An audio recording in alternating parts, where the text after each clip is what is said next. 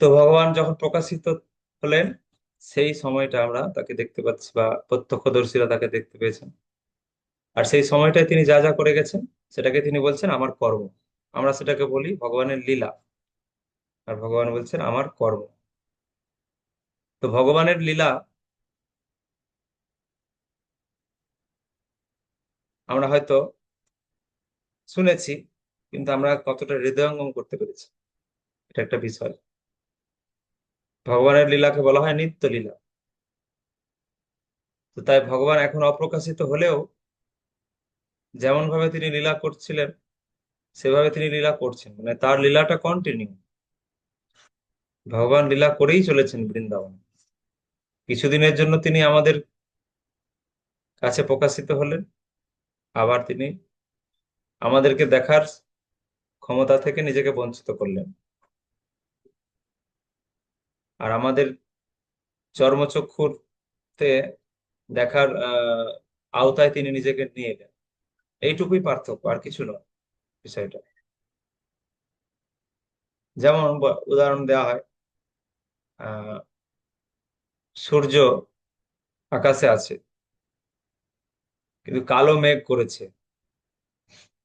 যখন এই যে কিছুদিন আগে বর্ষা গেল, প্রচন্ড নিম্নচাপ ছিল 3 দিন ধরে, 2 দিন 3 দিন ধরে নিম্নচাপ ছিল, সূর্যকে দেখাই যাচ্ছিল না, তাই না? তাহলে কি সূর্য নেই? সূর্য কিন্তু আছে। সূর্য আকাশে আছে, একইভাবেই আছে। কিন্তু এই যে নিম্নচাপের সময় সূর্যকে দেখাই যাচ্ছিল না, তার মানে কি সূর্য নেই? কেউ হয়তো ভাবতে পারে সূর্য এখন নেই, কিন্তু তা তো নয়। কালো মেঘের আবরণ কাকে ঢেকে রেখেছে? কালো যে মেঘের আবরণ, সেটা সূর্যকে ঢেকে রেখেছে নাকি আমাদের চোখকে ঢেকে রেখেছে? কোনটা?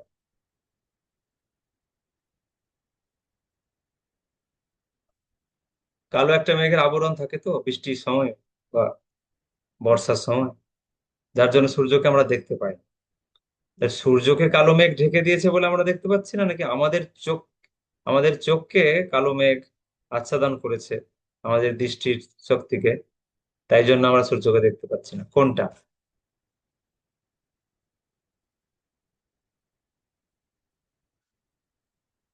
বলুন।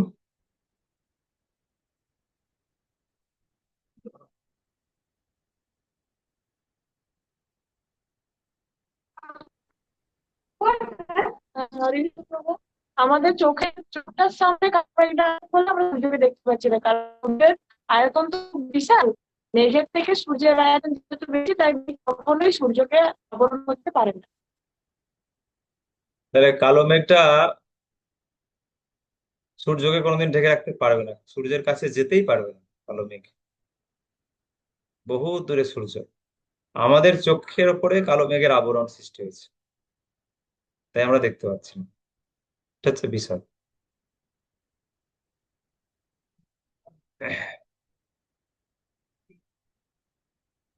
তো সুতরাং তদ্রূপ ভগবান আছেন একই, কিন্তু আমাদের চোখের ওপরে তিনি এমন একটা আচ্ছাদন তৈরি করে দিয়েছেন, তিনি অপ্রকাশিত হওয়ার পরে, যে আমরা আর তাকে দেখতে পাবো না। কিন্তু যে জায়গায় তিনি ছিলেন সে জায়গাতে এখনো লীলা করছেন। এখনো মা যশোদা রয়েছে সেখানে, ঠিক আছে? এখনো হয়তো সেই যে রাবেল, যে বর্ষানা, নন্দগাঁও, গোকুল, একইভাবেই যশোদা মা আছেন, একইভাবেই কৃষ্ণ আছেন, একইভাবে হয়তো দামোদর লীলা হচ্ছে, কিন্তু আমরা দেখতে পাবো না। তার পাশ দিয়ে হয়তো আমরা চলে যাচ্ছি, বৃন্দাবন পরিক্রমা করছে ভক্তরা, এখন চলছে বৃন্দাবন পরিক্রমা, বা অনেক ভক্তরা ট্যুরে যাচ্ছে বৃন্দাবনে, সেখানে 1 সপ্তাহ 10 দিন হয়তো থাকছে, থেকে চলে আসছে ট্যুরে। তো আশ্চর্যের বিষয়টা হচ্ছে এই, যে যেহেতু ভগবানের লীলাটা নিত্য লীলা, তো এখনো সেই রাসস্থলীগুলোতে যাওয়া হয় পরিক্রমার সময়, যে যে রাসস্থলীগুলোতে ভগবান রাসলীলা করেছেন, সেইখানে যাওয়া হয়। ভগবান কৃষ্ণের যেখানটায় ভগবান ছিলেন সেখানটায় যাওয়া হয়। তো তো আমার বক্তব্য হচ্ছে যে এখনো হয়তো আমরা যখন সেখানে যেয়ে বসছি, হরিনাম কীর্তন করছি ভক্ত সঙ্গে, সেখানে গিয়ে মহারাজরা সেখানে হরি কথা বলছেন, সেই জায়গার মাহাত্ম্য বলছেন, হয়তো আমাদের পাশ দিয়ে কৃষ্ণ চলে যাচ্ছে, ছুটে চলে যাচ্ছে, আমরা কিন্তু দেখতে পাবো না, আমরা হরি কথায় শুনছি। মানে লীলাটা চলছে আমাদের, আমরা সেখানে থাকি বা না থাকি তাতে তাদের লীলাতে কোনো ডিস্টার্ব হবে না, এটা হচ্ছে বিষয়। তো সেই জন্য ভগবানের এই জন্ম কর্ম, মানে লীলা, ভগবানের লীলা, এটা নিত্য, এটা দিব্য।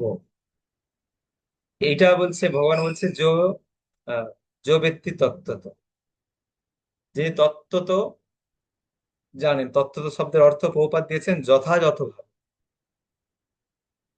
তার আর পুনর্জন্ম হয় না। তাহলে আমরা তো জেনে গেছি, আমাদের কি তাহলে পুনর্জন্ম হবে না?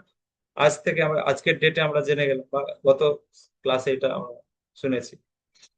তাহলে ভক্তি শাস্ত্রীর গত ক্লাসে আমরা জেনেছি ভগবানের জন্ম কর্ম দিব্য। ব্যাস, তাহলে আমাদের আর পুনর্জন্ম হবে না। ঠিক, কারণ কৃষ্ণই বলেছেন যে আমার জন্ম এবং কর্ম যে যথাযথভাবে জানেন, তাকে আর পুনর্জন্ম নিতে হবে না। তাহলে আমরা আমরা কি পুনর্জন্ম হওয়ার থেকে আমরা মুক্ত? তা নয়, কারণ এখানে যথাযথ শব্দটা বলা হয়েছে, তত্ত্বত, যথাযথভাবে।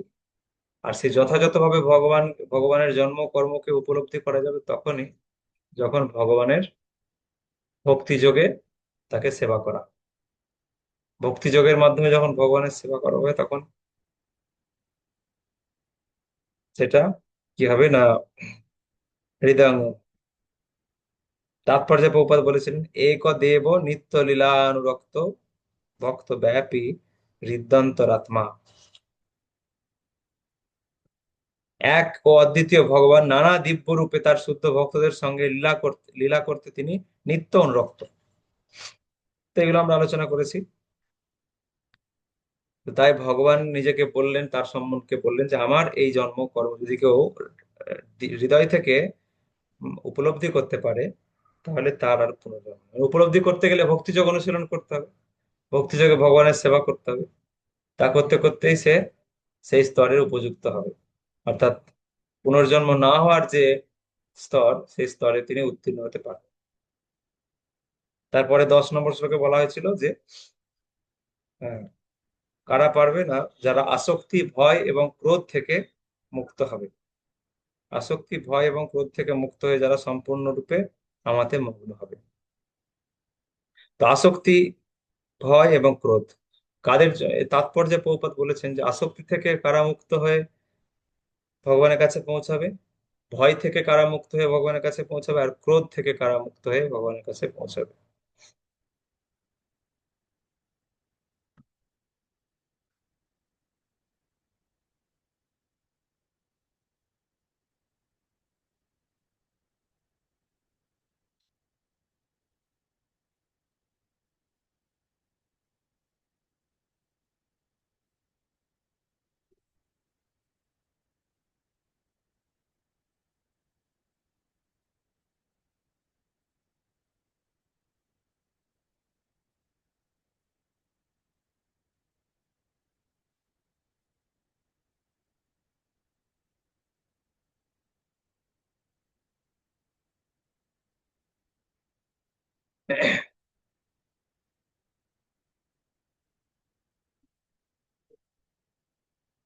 এই যে 10 থেকে 33, এখানে বর্ণনা করা হবে যে যজ্ঞের উদ্দেশ্য হচ্ছে জ্ঞানের পর্যায়ে উপনীত হয়। এখানে যজ্ঞের সম্পর্কে কিছু বলা হবে, আমরা আসছি আস্তে আস্তে।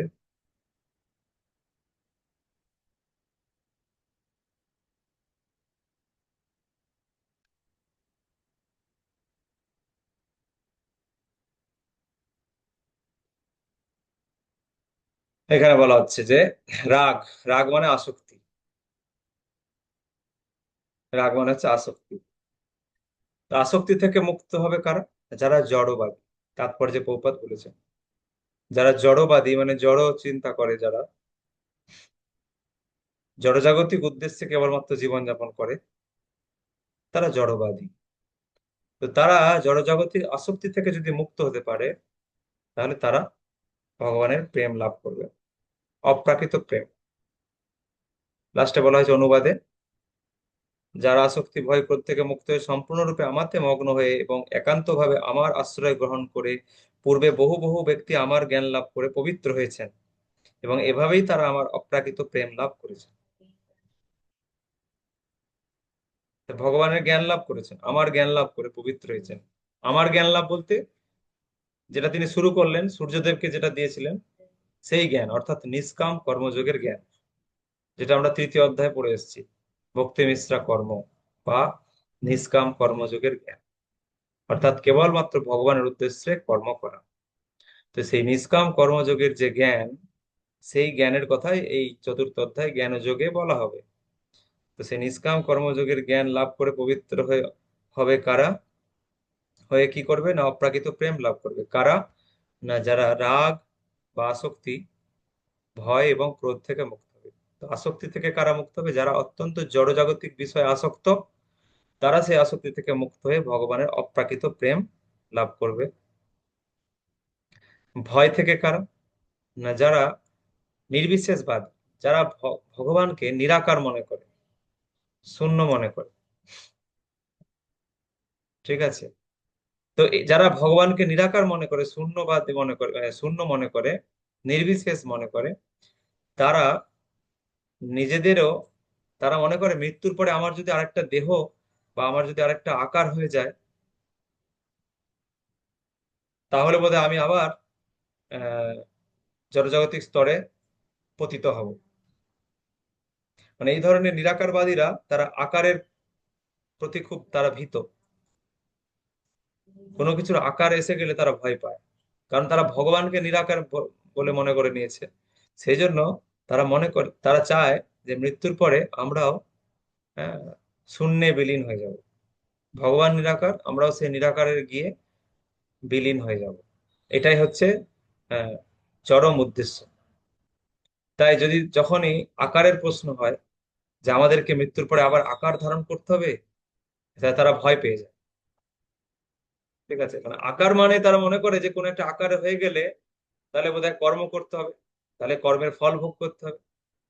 তাদের জ্ঞানটা হচ্ছে এরকম, যে যখনই কোনো আকার ধারণ করব, সে মানুষের শরীর হোক, পশু পাখির শরীর হোক, যায় না, কোনো কোনো কিছু আকার ধারণ করলে আবার কর্ম করতে হবে, আর কর্ম করলে কর্মের ফল ভোগ করতে হবে।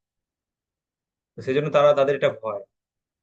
তো তাই নিরাকারবাদীরা, নির্বিশেষবাদীরা, তারা যখন নিষ্কাম কর্মযোগের জ্ঞান লাভ করবে, অর্থাৎ তারা যখন জানতে পারবে যে আকার ধারণ করলেও, মানুষের শরীর ধারণ করে, মনুষ্য শরীরের আকার ধারণ করে, মনুষ্য শরীর লাভ করে নিষ্কাম কর্মযোগ অনুশীলন করলে সেই ভগবত ধামে যাওয়া যায়, তাতে কোনো কর্মফল ভোগ করতে হয় না। শরীরের আকার নিলেও সেই শরীর দিয়ে যদি কৃষ্ণ সেবা করা হয়, কৃষ্ণের উদ্দেশ্যে সমস্ত কর্ম করা হয়, তাহলে তো সেখানে কোনো কর্মবন্ধন নেই, কর্মফল নেই। তাহলে সেখানে কর্মফল, ফলের বন্ধনের কোনো ভয় নেই। তো এটা নিরাকারবাদীরা নিষ্কাম কর্মযোগের জ্ঞান যদি লাভ করতে পারে, তাহলে তারা ওই ভয় থেকে মুক্ত হয়ে তারাও ভগবত প্রেম লাভ করবে। আর ক্রোধ থেকে মুক্ত কারা হবে, যারা হতাশাগ্রস্ত, নেশাগ্রস্ত, তারা সর্বদা ক্রোধান্বিত, ভগবানের প্রতি তাদের বিশেষ ক্রোধ, ঈর্ষা, ভগবানের প্রতি তাদের ক্রোধ রয়েছে, ঈর্ষা রয়েছে, যে কেন ওনার চরণে আত্মসমর্পণ কেন করতে হবে। তো সেই সমস্ত ব্যক্তিরাও যদি নিষ্কাম কর্মযোগের জ্ঞান লাভ করে, তাহলে তারাও বুঝতে পারবে যে ভগবান কেবলমাত্র আমাদের উপরে আধিপত্য করছেন তা নয়। তাদের তো ভগবানের প্রতি ক্রোধ, কি না, ওনাকে কেন সেবা করবে। হিরণ্যকশিপুর যেমন প্রতিহিংসা, ক্রোধ, হিরণ্যকশিপুর যেমন, হিরণ্যকশিপুর কি জ্ঞান ছিল না? হিরণ্যকশিপুর জ্ঞান ছিল। আপনারা যদি শ্রীমদ্ ভাগবতম পড়েন, তাহলে দেখবেন যে হিরণ্যকশিপুও খুব জ্ঞানী ছিলেন। আমরা এই যে চতুর্থ অধ্যায় জ্ঞানযোগ পড়ছি, তো এই জ্ঞানযোগ আর হিরণ্যকশিপুর জ্ঞানের মধ্যে কি পার্থক্য। হিরণ্যকশিপু পুরো সাংখ্য যোগের জ্ঞান তার মধ্যে ছিল, সাংখ্যযোগের জ্ঞান বলতে, সাংখ্যযোগের, হ্যাঁ, পুরো জ্ঞান ছিল না, আংশিক ছিল। কি ছিল না? আমি আত্মা, আমি দেহ নই, এই জ্ঞানটা ছিল হিরণ্যকশিপুর। শ্রীমদ্ ভাগবতমের সপ্তম স্কন্ধ পড়লে জানতে পারবেন যে হিরণ্যকশিপু উম, তার ভাই হিরণ্যাক্ষ যখন মারা গেল, তখন হিরণ্যকশিপু তার মাকে এবং তার বৌদিকে, বৌদি বা বৌমা যাই হোক, তার ভাইয়ের স্ত্রী, বধূ, সে মাকে এবং তার ভাইয়ের স্ত্রীকে যখন বোঝাচ্ছেন, সান্ত্বনা দিচ্ছেন, তখন হিরণ্যকশিপু পুরো গীতার দ্বিতীয় অধ্যায়ের 11 থেকে 30 নম্বর শ্লোকে ভগবান কৃষ্ণ যা যা বলেছেন, 11 থেকে 30-এ ভগবান কৃষ্ণ যে সমস্ত আত্মার জ্ঞান দিয়েছেন, সেই পুরো জ্ঞান হিরণ্যকশিপুর মধ্যেও আছে, ছিল। সেই জ্ঞান হিরণ্যকশিপু প্রদান করেছেন তাদেরকে। বোঝাতে চেয়েছেন যে যে মারা গেছে সে আত্মা আবার একটা শরীর লাভ করবে, তার জন্য শোক করার কোনো কারণ নেই। একইভাবে বোঝাচ্ছে যেভাবে কৃষ্ণ অর্জুনকে দ্বিতীয় অধ্যায়ে 11 থেকে 30 নম্বর শ্লোকে বুঝিয়েছেন। তাহলে হিরণ্যকশিপুর কি জ্ঞান ছিল না? হিরণ্যকশিপুর যথেষ্ট জ্ঞান ছিল, কিন্তু নিষ্কাম কর্মযোগের জ্ঞান ছিল না। এটা হচ্ছে পার্থক্য। নিষ্কাম কর্ম, ঠিক আছে, আমি আত্মা, ঠিক আছে, আত্মা, আত্মা কারো অংশ, আমি আত্মা, আমি কারো অংশ, সেটাও হিরণ্যকশিপু জানতো, যে আত্মা আহ, একজন একটা শক্তির অংশ, হিরণ্যকশিপু জানতো। তো বোঝাচ্ছে একটা জিনিস, অথচ করছে একটা জিনিস। বোঝাচ্ছে যে আবার শরীর লাভ করবে, তাহলে আবার যদি শরীর লাভ করে তার ভাই, তাহলে তার ভাইয়ের মৃত্যুর প্রতিশোধ নেওয়ার কি আছে? হিরণ্যকশিপু তো বিষ্ণুকে হত্যা করতে চেয়েছিল, কেন না প্রতিশোধ। তাহলে যে ভাই মারা গেছে, মারা যায়নি, তার শরীরটা শুধুমাত্র নষ্ট হয়েছে, তার ভাইয়ের আত্মা আবার শরীর লাভ করবে। তো সেই ভাইয়ের প্রতিশোধ নেওয়ার জন্য আবার তিনি বিষ্ণুকে হত্যা করতে উদ্যোগী হচ্ছেন কি করে? তার মানে সেই জ্ঞানটা কেবলমাত্র জ্ঞানের স্তরেই থেকে গেছে হিরণ্যকশিপু, এটা আর বাস্তবে রূপায়িত হয়। বলছেন এক, বোঝাচ্ছেন এক, আর নিজে করছেন আর এক। তো যাই হোক, নিষ্কাম কর্মযোগের জ্ঞান এটা নয়। আত্মা ভগবানের অংশ, কিন্তু আত্মার কাজ হচ্ছে ভগবানের সেবা করা, এই জ্ঞানটা নেই, এই জ্ঞানটা নেই। যারা নিরাকারবাদী শূন্যবাদী, তাদেরও এই জ্ঞান নেই। যারা ক্রোধান্বিত ব্যক্তি, ঈর্ষাপরায়ণ, তারা যখন নিষ্কাম কর্মযোগের জ্ঞান লাভ করবে, তারা যখন জানবে যে ভগবান, হ্যাঁ, হচ্ছেন আমাদের পরম সুহৃদ, তার সেবা করলে তিনি আমাদেরকে অত্যন্ত আনন্দ প্রদান করেন। তিনি আধিপত্য করার জন্য কেবলমাত্র এই জগতে আসেন না, আমাদের সঙ্গে তার সম্পর্কটাকে তিনি আমাদেরকে মনে করিয়ে দেন, আনন্দের যে সম্পর্ক। নমামীশ্বরং সচ্চিদ আনন্দ রূপ,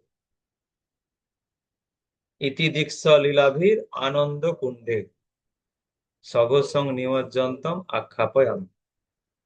এইভাবে এ জগতে এসে ভগবান লীলা করলেন, ইতি দীক্ষ লীলাভীর আনন্দ কুণ্ডে, সমস্ত জগৎবাসীকে আনন্দের কুণ্ডে, আনন্দের সাগরে নিমজ্জিত করলেন। সগসং নিমজ্জন্তম আখ্যাপয়ন্তম। তো সেই আনন্দের সম্পর্কটাকে ভগবান মনে করিয়ে দিতে আসেন।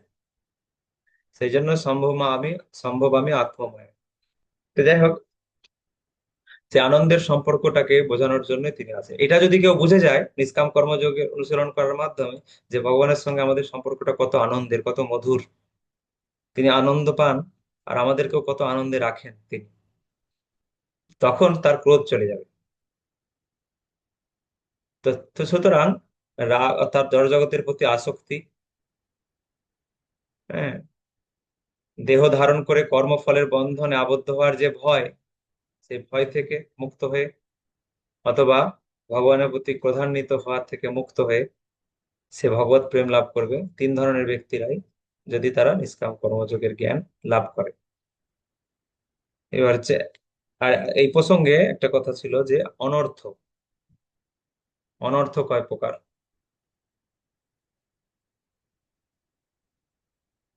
তো সেই অনর্থ প্রসঙ্গে এখানে একটা শ্লোক দেওয়া হয়েছে যে এই স্তরে যেতে গেলে, ভগবত প্রেম লাভ করতে গেলে কতগুলো স্তর আছে: শ্রদ্ধা, তারপরে সাধু সঙ্গ, ভজন ক্রিয়া, অনর্থ নিবৃত্তি।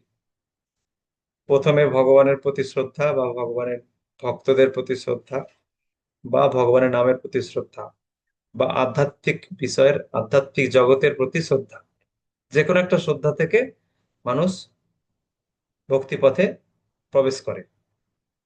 যে হ্যাঁ, এই ইসকন বেশ ভালো সংস্থা, ইসকনের প্রতি একটা শ্রদ্ধা। ভগবানের প্রতি হয়তো অত শ্রদ্ধা নেই, কিন্তু ইসকন সোসাইটির মানুষগুলোর জীবনধারা, আচরণ, সেগুলোর প্রতি হয়তো শ্রদ্ধা এসেছে, হতে পারে। সেই শ্রদ্ধা থেকে সে কি করবে, তখন সাধু সঙ্গ করবে। সাধু সঙ্গ করার ফলে তখন সে ভগবান সম্পর্কে কিছু জানতে পারবে। সাধু সঙ্গে তো কৃষ্ণের বিষয় আলোচনা হবে, তো সেখানে তিনি শুনবে, জানবে। তখন ভজন ক্রিয়া শুরু হবে। ভজন ক্রিয়া বলতে বহুপাদ তাৎপর্য বলছে, সদ্গুরুর চরণে আশ্রয় লাভ করার পরে ভজন ক্রিয়াটা শুরু হয়। আমরা তো দীক্ষা নেওয়ার আগেই ভজন ক্রিয়া শুরু করে দিয়েছি। ওইটা আসলে প্রকৃত ভজন ক্রিয়া নয়। প্রকৃত ভজন ক্রিয়া দীক্ষার পরে, যখন গুরুদেব হৃদয়ে বীজ বপন করেন, সে বীজ বপন করার পরে সে বীজের অঙ্কুরোদ্গমের জন্য যে নিয়মিত জল সিঞ্চন করা হয়, এইটাই হচ্ছে ভজন ক্রিয়া। তার আগে, তাহলে দীক্ষার আগে আমরা যেটা করেছি, দীক্ষার আগে আমরা যেটা করেছি সেটা হচ্ছে গুরুদেবের চরণে পৌঁছানোর জন্য, গুরুদেবের নির্দেশটা পেয়ে তবে তো ভজন ক্রিয়া।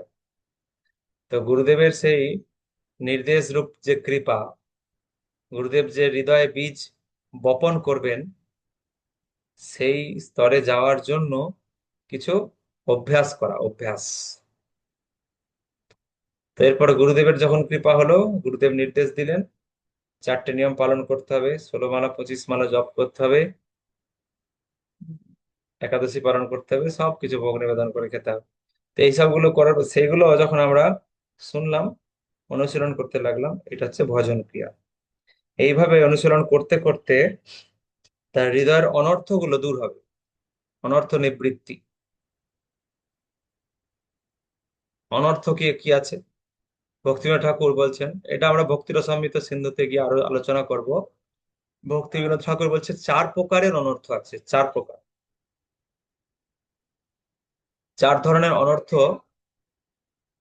দূর করলে আমরা তার উপরে উঠতে পারবো। সেটা হচ্ছে নিষ্ঠা।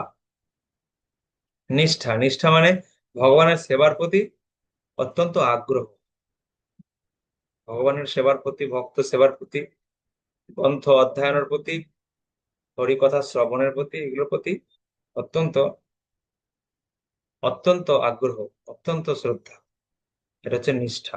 কোনো বিরক্তি থাকবে না, কোনো বিরক্তি থাকবে না। নিষ্ঠা মানে সেখানে কোনো বিরক্তি নেই, কোনো কিছু জোর করে হচ্ছে না, হবে না সেখানে। নিষ্ঠা স্তরে উপনীত হচ্ছে মানে সেখানে কোনো কিছু সে জোর করে করছে না, পুরোটাই সে স্বাভাবিক প্রীতি নিয়ে করছে, স্বাভাবিক আগ্রহ নিয়ে সে সেই সেবাগুলো, যে কোনো সেবা করছে। এটা হচ্ছে নিষ্ঠা, যেখানে কোনো বিরক্তি থাকবে না, কোনো জোরজাবস্তি থাকবে না। ঘুম থেকে উঠতে ইচ্ছা নেই, তবুও উঠছি জোর করে। জপের সময় ঢুলছি, জোর করে জপ করতে হচ্ছে। ঘুম এসে যাচ্ছে, জোর করে জপ করতে হচ্ছে। তো এটা নিষ্ঠার স্তরে নয়, এটা এটা নিষ্ঠার স্তর নয়। নিষ্ঠার স্তর মানে হচ্ছে সেখানে এগুলো হবে না। তো কেন এই নিষ্ঠার স্তরে যেতে পারছি না? কারণ অনর্থগুলো দূরীকরণ হয়নি, অনর্থগুলো রয়েছে। তো এই অনর্থ নিবৃত্তি পর্যায়টা অনেক দীর্ঘ সময় ধরে চলে। তখন আমাদের ভগবানের সেবার প্রতি বা যে কোনো ভগবানের কেন্দ্রিক যে কোনো কিছুর প্রতি নিষ্ঠা চলে আসে। তাহলে অনর্থ নিবৃত্তিটা কি করে হবে? কি কি অনর্থ আছে না, 1 নম্বর হচ্ছে অসৎ তৃষ্ণা। অসৎ তৃষ্ণা, অসৎ তৃষ্ণাটা কি না, ভগবান কেন্দ্রিক নয় যেগুলো, সেই সমস্ত বিষয়ের প্রতি আসক্তি, জড়জাগতিক বিষয়ের প্রতি, বিষয়ে ভোগ করার প্রতি আসক্তি, এটা হচ্ছে অসৎ তৃষ্ণা। জড়জাগতিক বিষয় ভোগ করার যে বাসনা, এটাকে বলা হয় অসৎ তৃষ্ণা। এইটা হচ্ছে 1 নম্বর অনর্থ। বিভিন্ন রকম জড়জাগতিক বিষয় ভোগ করার বাসনা বলতে, চোখ দিয়ে আমরা রূপ রূপ দর্শন করে ভোগ করি, বিভিন্ন রূপকে উপভোগ করি। কান দিয়ে আমরা বিভিন্ন কথা উপভোগ করি, যেগুলো জড়জাগতিক, কৃষ্ণকেন্দ্রিক নয়। চোখ দিয়ে যদি কৃষ্ণকেন্দ্রিক নয় অথচ জড়জাগতিক কোনো রূপকে আমরা উপভোগ করি, তাহলে সেটা অসৎ তৃষ্ণা। কান দিয়ে আমরা জড়জাগতিক কোনো কথা উপভোগ করছি, বা সেটাতে আমরা ইনভলভ হচ্ছি, সেটা রাজনৈতিক কথা হতে পারে, অথবা আহ গ্রাম্য কথা হতে পারে, পরনিন্দা পরচর্চা হতে পারে, আবার নিজের সম্পর্কে প্রশংসা হতে পারে। এই সমস্ত কথা আমরা যখন উপভোগ করব, তো সেটা হচ্ছে একটা অসৎ তৃষ্ণা। তো চক্ষু, কর্ণ, নাসিকা, নাক দিয়ে আমরা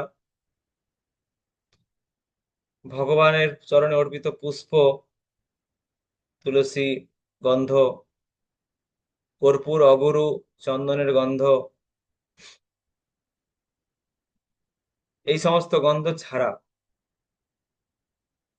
অন্য কোনো গন্ধ যখন আমরা উপভোগ করব, সেটা হচ্ছে অসৎ তৃষ্ণা।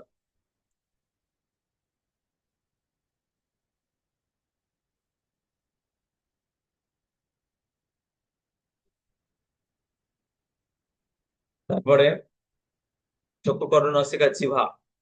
জিহ্বা দিয়ে ভগবানের প্রসাদ আস্বাদন ছাড়া যদি অন্য কিছু আস্বাদন করি, আমরা উপভোগ করি জিহ্বাকে, তো সেটা একটা অসৎ তৃষ্ণা।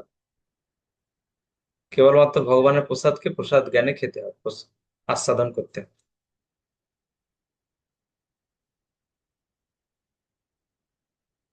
কতটা উচ্চ স্তর, তাই না? আমরা তো যে আইটেমটা ভালো লাগে জিভাতে, সে আইটেমটা আরো 2-3 বার খেয়ে নিই, তাই না? যে আইটেমটা ভালো লাগে সে আইটেমটা খেয়ে নিই আর তার মানে এটা তো আহ বাকিগুলো কেন অত নিচ্ছি না, রিপিট করছি না কেন বাকি? মানে ওইটাকেই, বাকিগুলোকে প্রসাদ মনে করছি না নাকি? যেটা খুব ভালো লাগছে জিভাতে সেটাকেই প্রসাদ বলে মনে করছি, তাই? তা তো নয়। যেটা জিভাতে ভালো লাগছে, উপভোগ করছি, সেটাই 2-3 বার নিয়ে খাচ্ছি, তার মানে এটা হচ্ছে একটা উপভোগ। জিহ্বা দিয়ে আমরা উপভোগ করছি, প্রসাদ উপভোগ করছি না, আমরা খাবারটাকে উপভোগ করছি। এইটা একটা অসৎ তৃষ্ণা, এটা অনর্থ হয়ে যাবে। অনেক সূক্ষ্ম ব্যাপার, ভক্তিটা খুব সূক্ষ্ম। অনর্থতে গিয়ে আটকে যায় আমরা সবাই। তাহলে তাহলে হ্যাঁ, অসৎ তৃষ্ণার কতগুলো হলো? 5টা ইন্দ্রিয়ের যে বিষয়, সেই বিষয়কে উপভোগ করার বাসনা। তো এইভাবে ত্বক, ত্বক দিয়ে স্পর্শ সুখ উপভোগ করার যে বাসনা, অসৎ তৃষ্ণা। তো এইগুলো যখন থাকবে না, তখন সে একটা অনর্থ থেকে মুক্ত হলো, এক ধরনের অনর্থ থেকে সে মুক্ত হতে পারবে। এরপর হচ্ছে 2 নম্বর অনর্থ হচ্ছে উম, অপরাধ প্রবণতা। অপরাধ প্রবণতা, 10 রকমের নাম অপরাধ আছে, 10 রকমের ধাম অপরাধ আছে, ঠিক আছে? 64 প্রকারের সেবা অপরাধ আছে। ভক্তি সম্মিত সুন্দরতে বর্ণনা আছে কি কি অপরাধ। এত ধরনের অপরাধ রয়েছে, সেই অপরাধগুলো করার করার প্রবণতা থাকে আমাদের। তো এটা হচ্ছে অপরাধ প্রবণতা। এগুলো অনর্থ। এগুলো থাকলে নিষ্ঠা স্তরে আসতে পারবে না। তাহলে প্রথমে গেল অসৎ তৃষ্ণা। অসৎ তৃষ্ণা যদি থেকে যায় বিভিন্ন ইন্দ্রিয়ের মধ্যে, তাহলে তার নিষ্ঠা আসবে না। কখনো ভালো লাগলো, কখনো ভালো লাগছে না ভগবানের সেবা। কেন? বাসনা আছে হৃদয়। 3 নম্বর অনর্থ কি? 3 নম্বর অনর্থ হচ্ছে হৃদয় দুর্বলতা।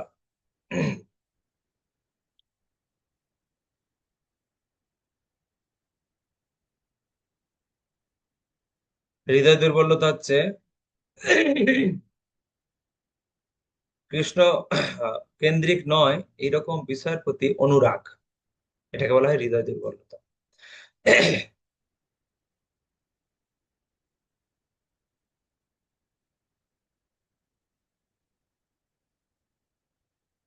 কৃষ্ণ ভক্তির সঙ্গে জড়িত নয় এরকম বিষয় অনুরাগ।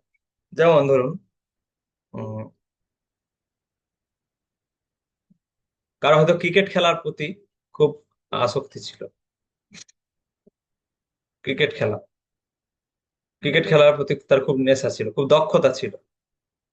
তো ভক্তি জীবনে আসার পরেও সেটা রয়ে গেছে। এখন রাস্তায় রাস্তাঘাটে কোথাও ক্রিকেট টুর্নামেন্ট হচ্ছে, যেতে যেতে একবার ক্রিকেট টুর্নামেন্টে গিয়ে মুখ মুখ গলিয়ে খেলা দেখতে শুরু করে দিল কিছুক্ষণ। তা এটা তো কৃষ্ণ ভক্তির সঙ্গে সংযুক্ত নয়, এটা হৃদয় দুর্বলতা। এগুলো যেগুলো কৃষ্ণ ভক্তির সঙ্গে সম্পর্কিত নয় সেগুলোর বিষয় অনুরাগ, এটা হচ্ছে হৃদয় দুর্বলতা।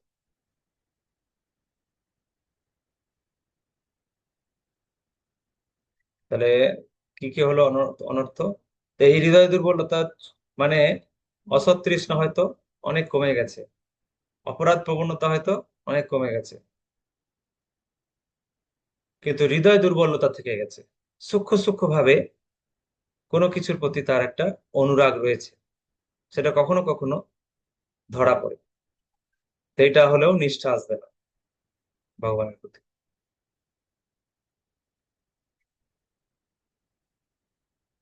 তাহলে কি কি হলো? অসৎ তৃষ্ণা, অপরাধ প্রবণতা, হৃদয় দুর্বলতা, আর হচ্ছে উম একটা কি ছিল যেন,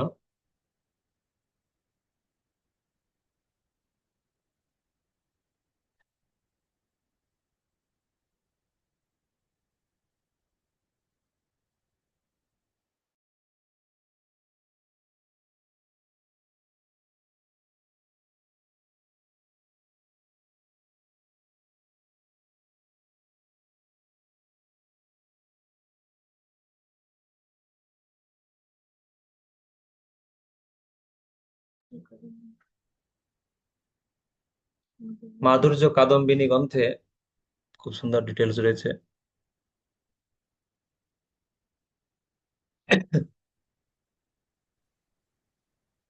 প্রণাম প্রভু, ওটা স্বরূপভ্রম হবে। স্বরূপভ্রম, স্বরূপভ্রম খুব সুন্দর। স্বরূপভ্রম অর্থাৎ আমি যে ভগবানের দাস, নিত্য দাস, এটা ভুলে যাওয়া।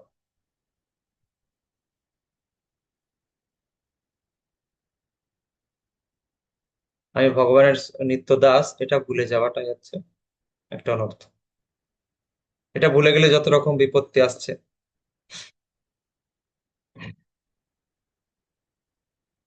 তখনই আধিপত্য আসছে, ভগবানের দাসত্ব ভুললেই জড় জগৎকে, জড় জগতের প্রতি আধিপত্য করার বাসনা আসবে, অহংকার আসবে। এটা হচ্ছে স্বরূপ ভ্রম। এটা থাকলে নিষ্ঠা আসবে না। তো এইভাবে সমস্ত অনর্থগুলি দূরীভূত হলে তবে নিষ্ঠা স্তরে আসা যায়। তো কি করে সম্ভব?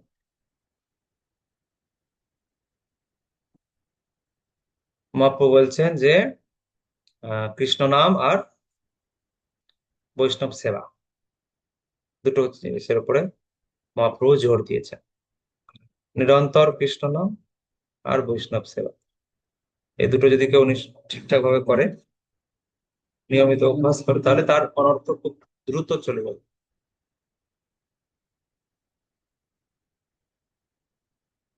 নষ্ট প্রায়সু অভদ্রেষু নিত্যং ভাগবত সেবায়া। নষ্ট প্রায়সু অভদ্রেষু, এই অভদ্র কথার মানে হচ্ছে অনর্থ। শ্রীমদ ভাগবতমে বলা হয়েছে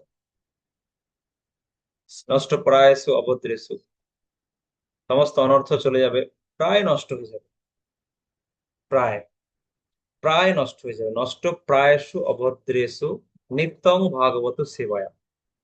নিত্যং ভাগবত সেবায়া মানে নিয়মিত দুই ভাগবতের সেবা করা। ভাগবত মানে গ্রন্থ ভাগবত আর ব্যক্তি ভাগবত, গ্রন্থ ভাগবত আর ব্যক্তি ভাগবতের সেবা। ব্যক্তি ভাগবত মানে ভক্ত, যিনি ভাগবত অনুযায়ী নিজের জীবনকে পরিচালনা করছেন, তিনি হচ্ছে ব্যক্তি ভাগবত। গ্রন্থ ভাগবত অনুযায়ী যিনি নিজের জীবনকে পরিচালনা করছেন, তিনিই ব্যক্তি ভাগবত। সেই ব্যক্তি ভাগবতের সেবা করা আর গ্রন্থ ভাগবতের শ্রবণ কীর্তন করা, এই দুই ভাগবতের সেবা করলে সমস্ত অনর্থ প্রায় দূরীভূত হয়ে যাবে। ঠিক আছে, তাহলে এখন বলবেন তাহলে এর মধ্যে হরিনাম কোথায় আছে? এর মধ্যে তো হরিনাম নেই। ওই যে গ্রন্থ ব্যক্তি ভাগবতের সেবা বলা হলো, ব্যক্তি ভাগবতের সেবা মানে হচ্ছে ব্যক্তি ভাগবতের নির্দেশ অনুযায়ী জীবনযাপন করা, ব্যক্তি ভাগবতের নির্দেশ মেনে চলা। আমরা মনে করি যে যখন বৈষ্ণব সেবার কথা বলা হয় তখন বোধহয় সেটা তার মানে হচ্ছে বৈষ্ণবকে শুধু খাওয়ানো, হ্যাঁ না, সেবা।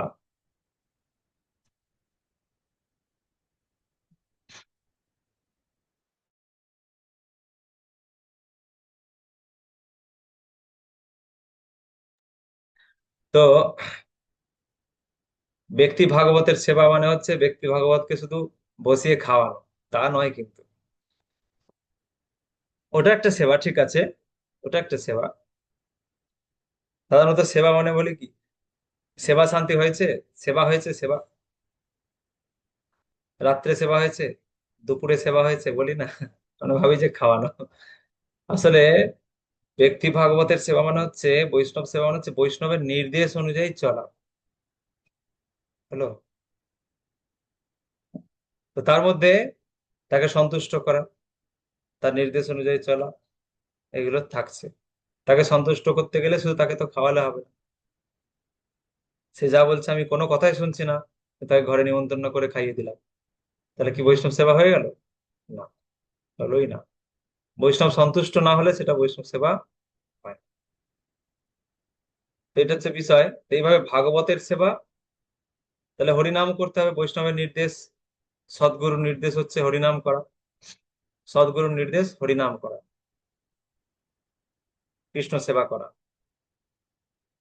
এই সমস্ত নির্দেশগুলো পালন করা, তাহলে তার মধ্যে হরিনাম চলে আসছে। তো এইভাবে গ্রন্থ শ্রবণ কীর্তন আর শুদ্ধ বৈষ্ণব সদ্গুরুর বা ব্যক্তি ভাগবতের নির্দেশ অনুযায়ী চলা, তাকে তাকে তাকে সন্তুষ্ট করা, এটা যখন কেউ করবে তখন নষ্ট প্রায় অভদ্র, তাই তার অভদ্রগুলো অনর্থগুলো প্রায় দূরীভূত হয়ে যাবে। তাহলে কিছুটা থেকে যাবে, সেটা কি? সেটা হচ্ছে গুরুদেবের কৃপা। গুরুদেবের কৃপা যখন হবে, সদ্গুরুর কৃপা, তখন সূক্ষ্মমাত্র অনর্থ চলে যায়। সদ্গুরুর সদ্গুরুর নির্দেশ অনুযায়ী কেউ হয়তো নিয়মিত অভ্যাস করছে, অনুশীলন করছে, তারপরেও অনর্থ থেকে যায়। সদ্গুরু যখন কৃপা করে তখন সেই সূক্ষ্মমাত্র আসক্তিও থেকে চলে যায়।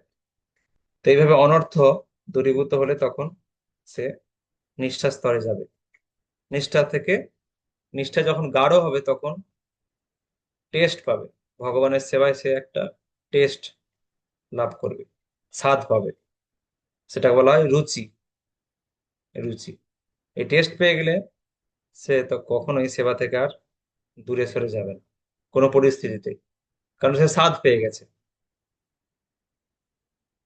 রসোপাস্য রস বর্জং পরং দৃষ্টা নিবর্ততে, উচ্চতর স্বাদ সে আস্বাদন করে ফেলেছে, এটাকে বলে রুচি। তো রুচি থেকে, রুচিতে সেবা চলতে থাকবে সেই রুচি নিয়ে, তখন সেটার প্রতি সে আসক্ত হয়ে যাবে, আসক্ত হয়ে যাবে।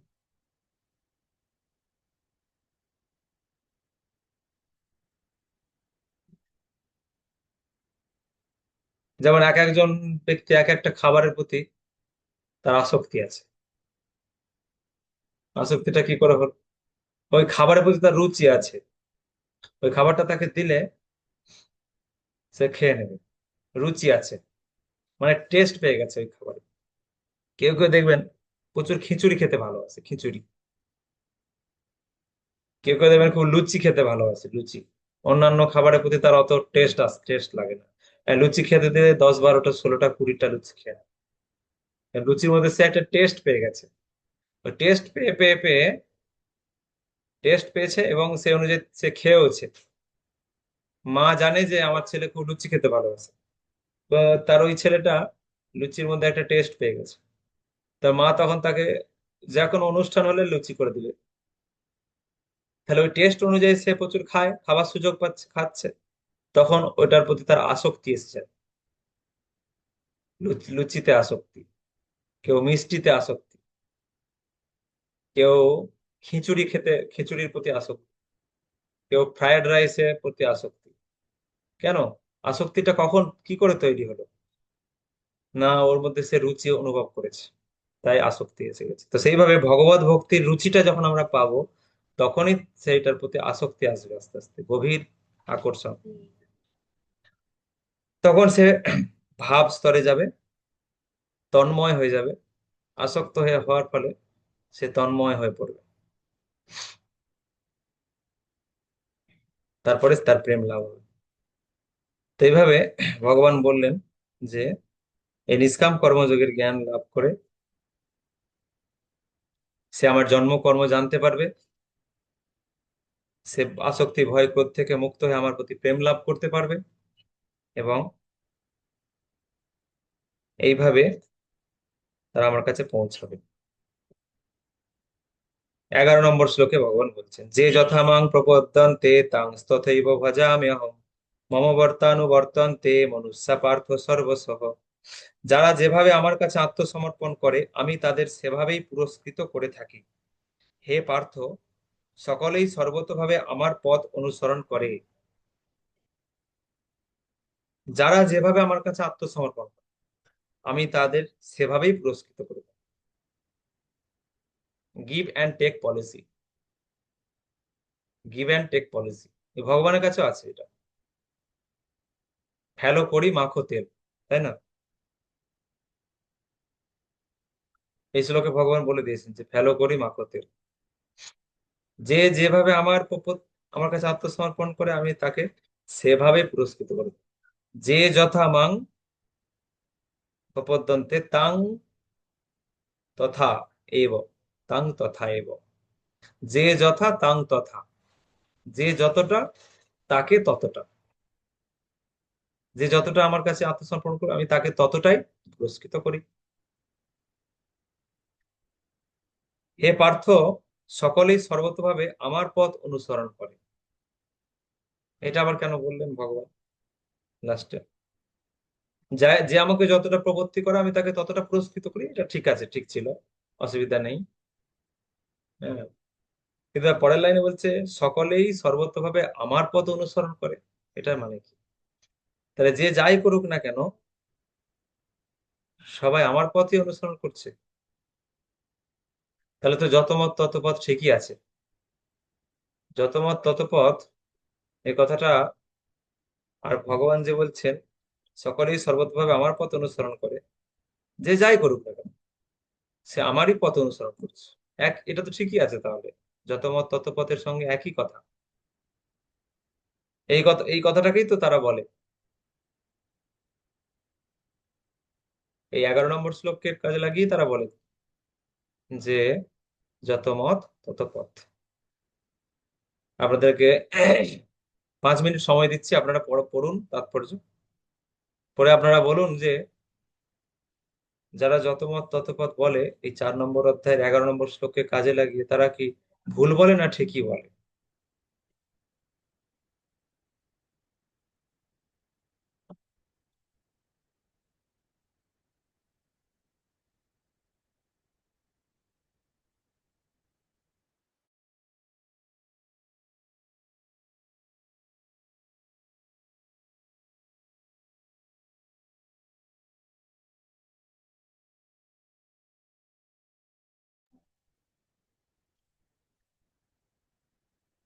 হরে কৃষ্ণ। বলুন, যত মত তত পথ এই শ্লোকের সঙ্গে যত মত তত পথের কি পার্থক্য আছে?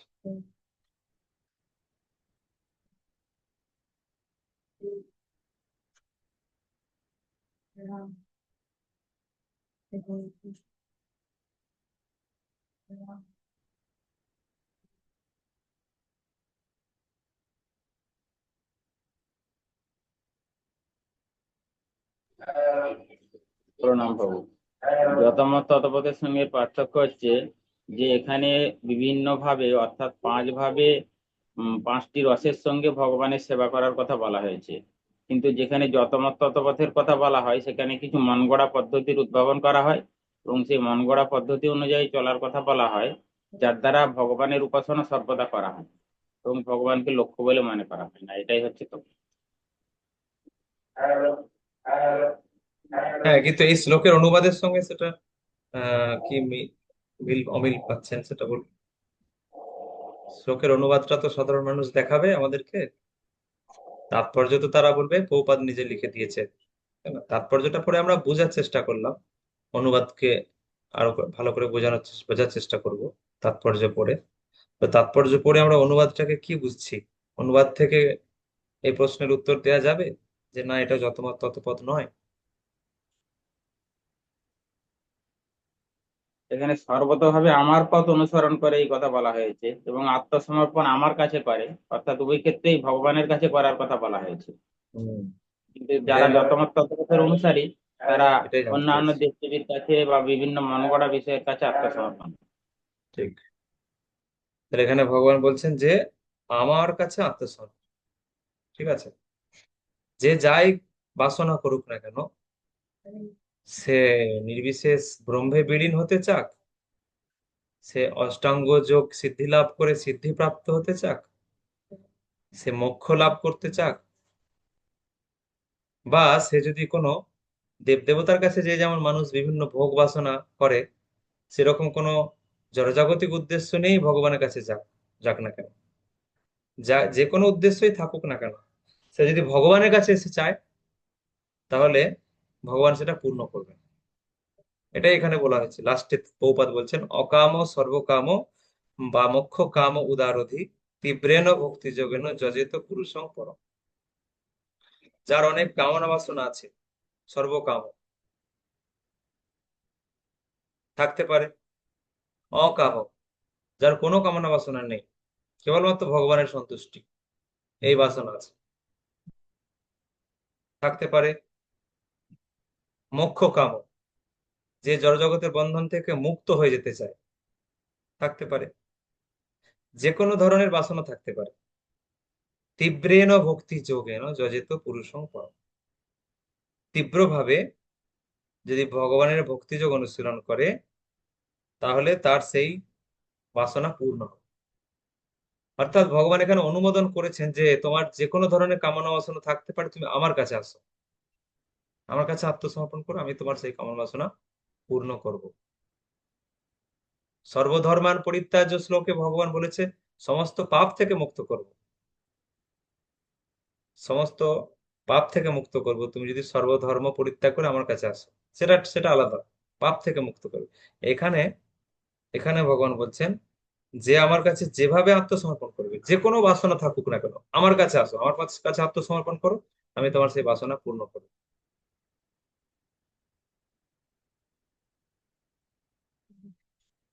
সর্বতভাবে আমারই পথ অনুসরণ করো, এইটা বলা হয়েছে।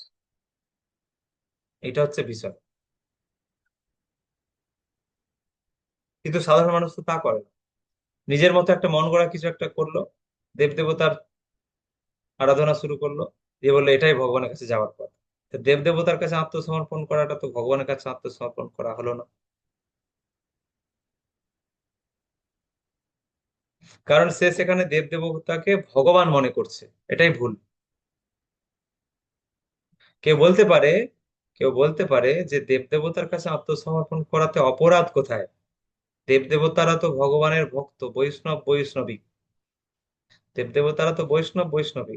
তাহলে একজন বৈষ্ণব কিংবা বৈষ্ণবীর কাছে আত্মসমর্পণ করাটাতে অপরাধ কোথায়? প্রশ্ন করতে পারে, একই না? আমরা যদি প্রভুপাদের কাছে আত্মসমর্পণ করি তাহলে প্রবলেমটা কোথায়? প্রভুপাদ তো বৈষ্ণব, আর দেবদেবতারাও তো শুদ্ধ বৈষ্ণব, তারাও তো বৈষ্ণব বৈষ্ণবী। তাহলে প্রভুপাদের কাছে আত্মসমর্পণ করলে আমরা ভগবত ধামে পৌঁছতে পারবো, কিন্তু দুর্গা লক্ষ্মী কালী তারাও তো বৈষ্ণব বৈষ্ণবী, তাদের কাছে আত্মসমর্পণ করে কেন ভগবত ধামে পৌঁছাতে পারবো না? বলুন তো দেখি।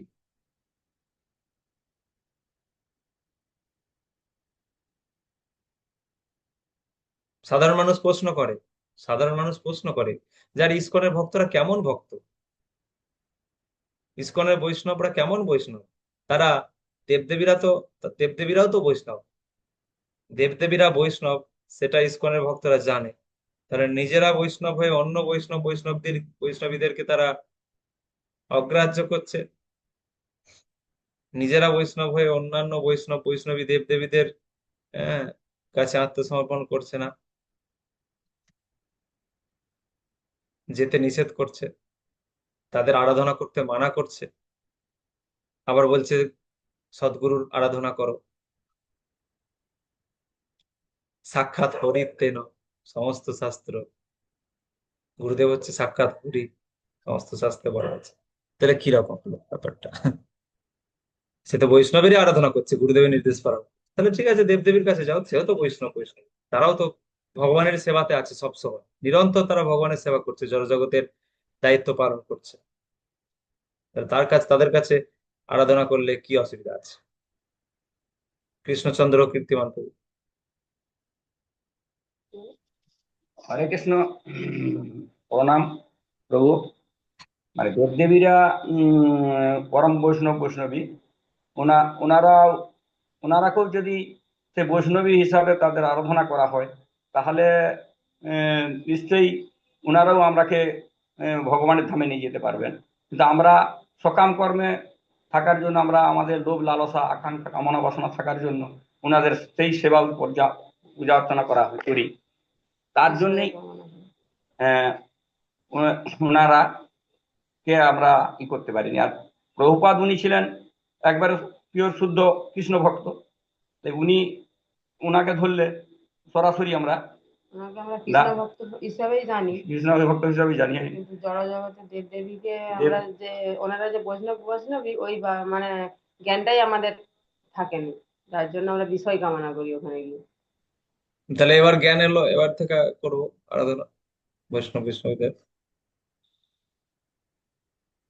ওখানে গিয়ে যদি আমরা কৃষ্ণ ভক্তি প্রার্থনা করি তাহলে কোনো অসুবিধা হবে না।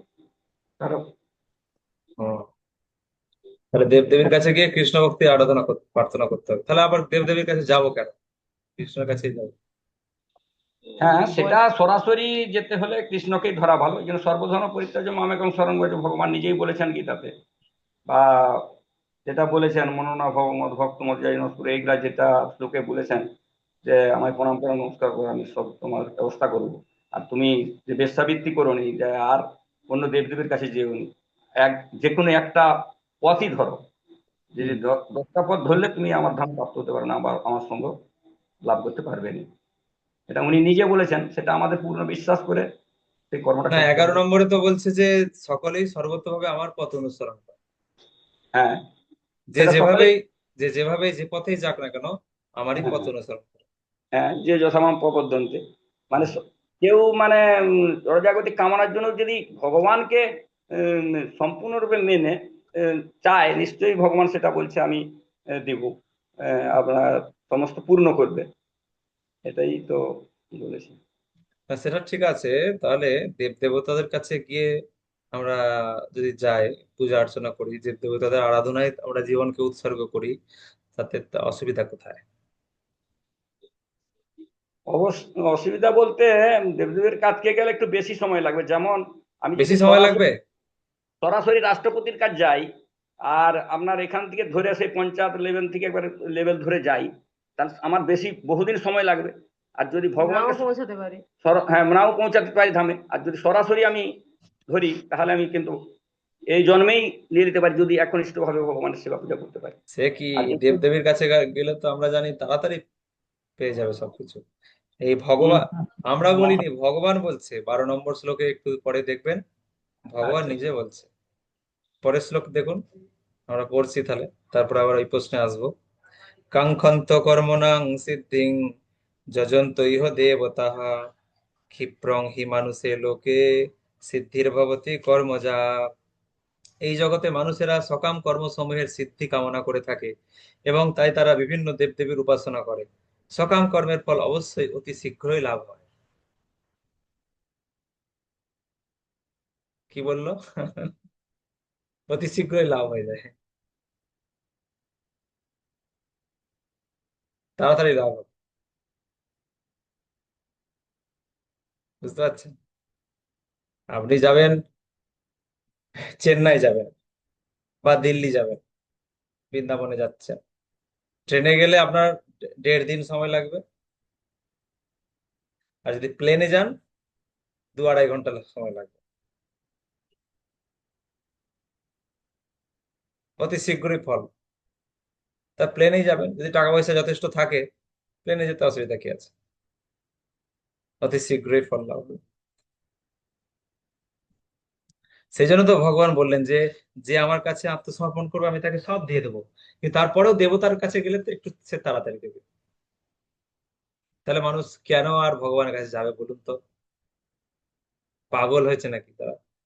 তা কেন আর ভগবানই তো এখানে সম্ভাবনাটাকেই নষ্ট করে দিয়েছে। আর দেবদেবীর কাছে গেলে এই জগতে মানুষেরা সকাম কর্মসমূহের সিদ্ধি কামনা করে থাকে এবং তাই তারা বিভিন্ন দেবদেবীর উপাসনা করে। সকাম কর্মের ফল অবশ্যই অতি শীঘ্রই লাভ হয়।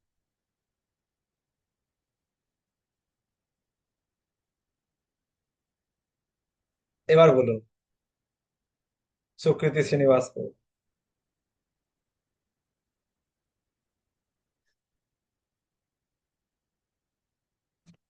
সুকৃতি শ্রীনিবাস বাবু। হ্যাঁ প্রভু, হরে কৃষ্ণ।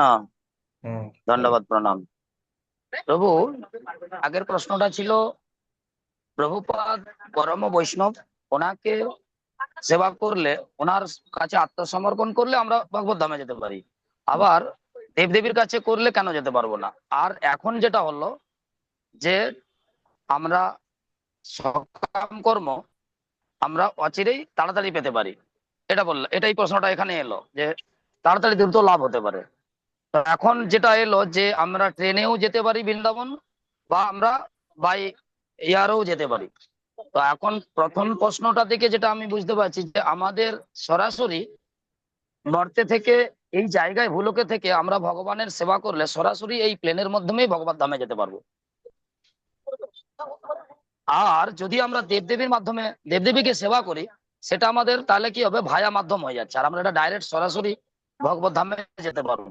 আর প্রভুপাদ আমাদেরকে, যেহেতু এই জগতে থেকেই উনি সেই শিক্ষা লাভ করে আমাদেরকে সেই শিক্ষা দিয়ে গেছেন, তো আমরা সেটা থেকে বুঝতে পারি যে প্রভুপাদ এর আত্মসমর্পণ করলে এখান থেকে একমাত্র সম্ভব যে আমাদের ভগবত ধামে প্রাপ্তি হওয়া।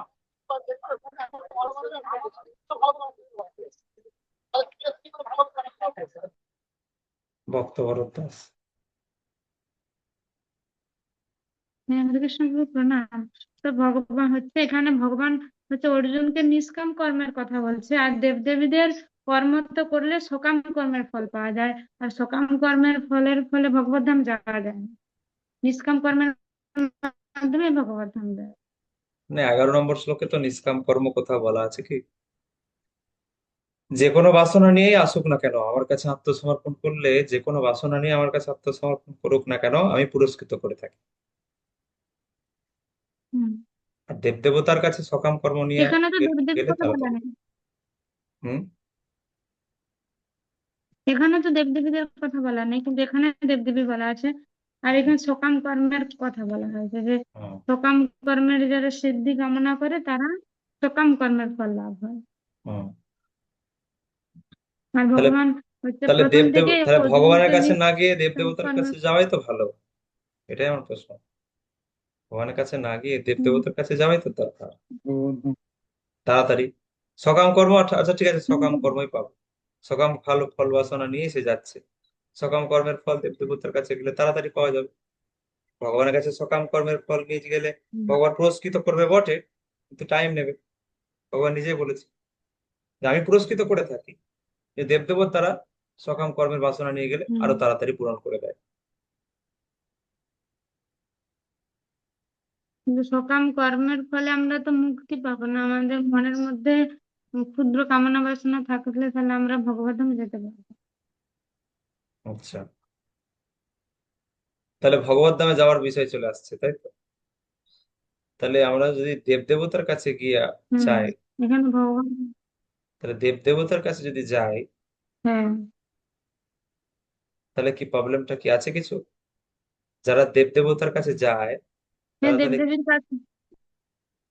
দেবদেবীরা তো বৈষ্ণব বৈষ্ণবী, দেবদেবীরা হচ্ছে বৈষ্ণব বৈষ্ণবী, তাহলে বৈষ্ণব বৈষ্ণব বলে বৈষ্ণব তাদের বৈষ্ণবীর কাছে তাদের যায় যদি, আলাদা লোক আছে। হুম, থাক না, হুম। অসুবিধা কি আছে? প্রভুপাদের, প্রভুপাদ এখন ধরুন চন্দ্রলোকে আছে, প্রচার করছেন প্রভুপাদ, তো প্রভুপাদের কাছে যদি আমরা চলে যাব, অসুবিধা কি আছে?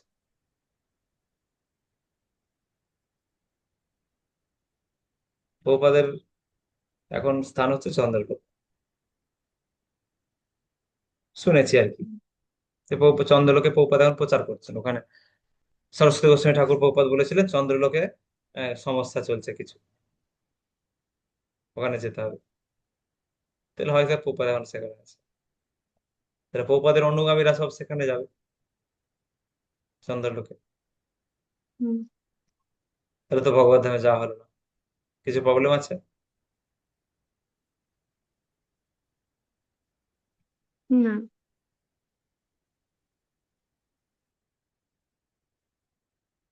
আরাধনা যমুনা। হরে কৃষ্ণ প্রভু, ধন্যবাদ, প্রণাম। হ্যাঁ, তো এখানে যদি আমরা দেব দেবতার পূজা করি, এটাতে একটা শ্লোকে বলছে যে যার যে উপাসনা করবে আমরা সেই লোকে যাব। তো আমাদের গন্তব্যস্থল হচ্ছে ভাগবত ধাম।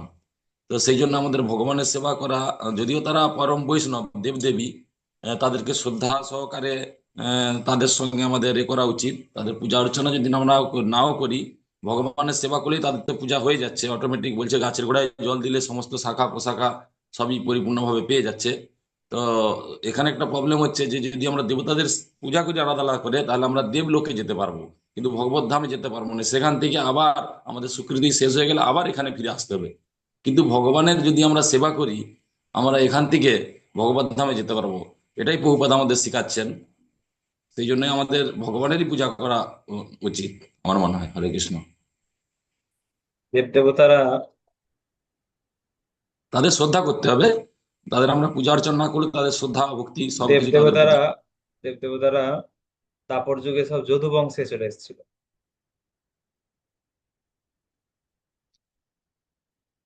বহু দেব দেবতারা যদু বংশে জন্মগ্রহণ করেছিল, পরে তারা কৃষ্ণলীলায় অংশগ্রহণ করে উদ্ধার হলো। তো অসুবিধা কোথায়? কৃষ্ণলীলায় যদি আপনাকে স্থান দেওয়া হয়, তাহলে আপনার দেবলোকে যেতে অসুবিধা কোথায়? সেখান থেকে যদি আপনাকে কৃষ্ণ লীলায় স্থান দিয়ে দেওয়া হয়, অসুবিধা নেই। আসলে বিষয়টা হচ্ছে যে দেব দেবতাদেরকে ভগবানের বৈষ্ণব বৈষ্ণবী জ্ঞানে যদি সেবা করা হয়, তাতে অসুবিধা নেই। কিন্তু জগতের মানুষ দেব দেবতাদেরকে কি বৈষ্ণব বৈষ্ণবী জ্ঞানে সেবা করে? জগতের মানুষ দেব দেবতাদেরকে ভগবান জ্ঞানে সেবা করে। তারা মনে করে যে কালী ভগবান, সরস্বতী ভগবান, জগদ্ধাত্রী আসছে, জগদ্ধাত্রী হচ্ছে ভগবান, শিব ভগবান।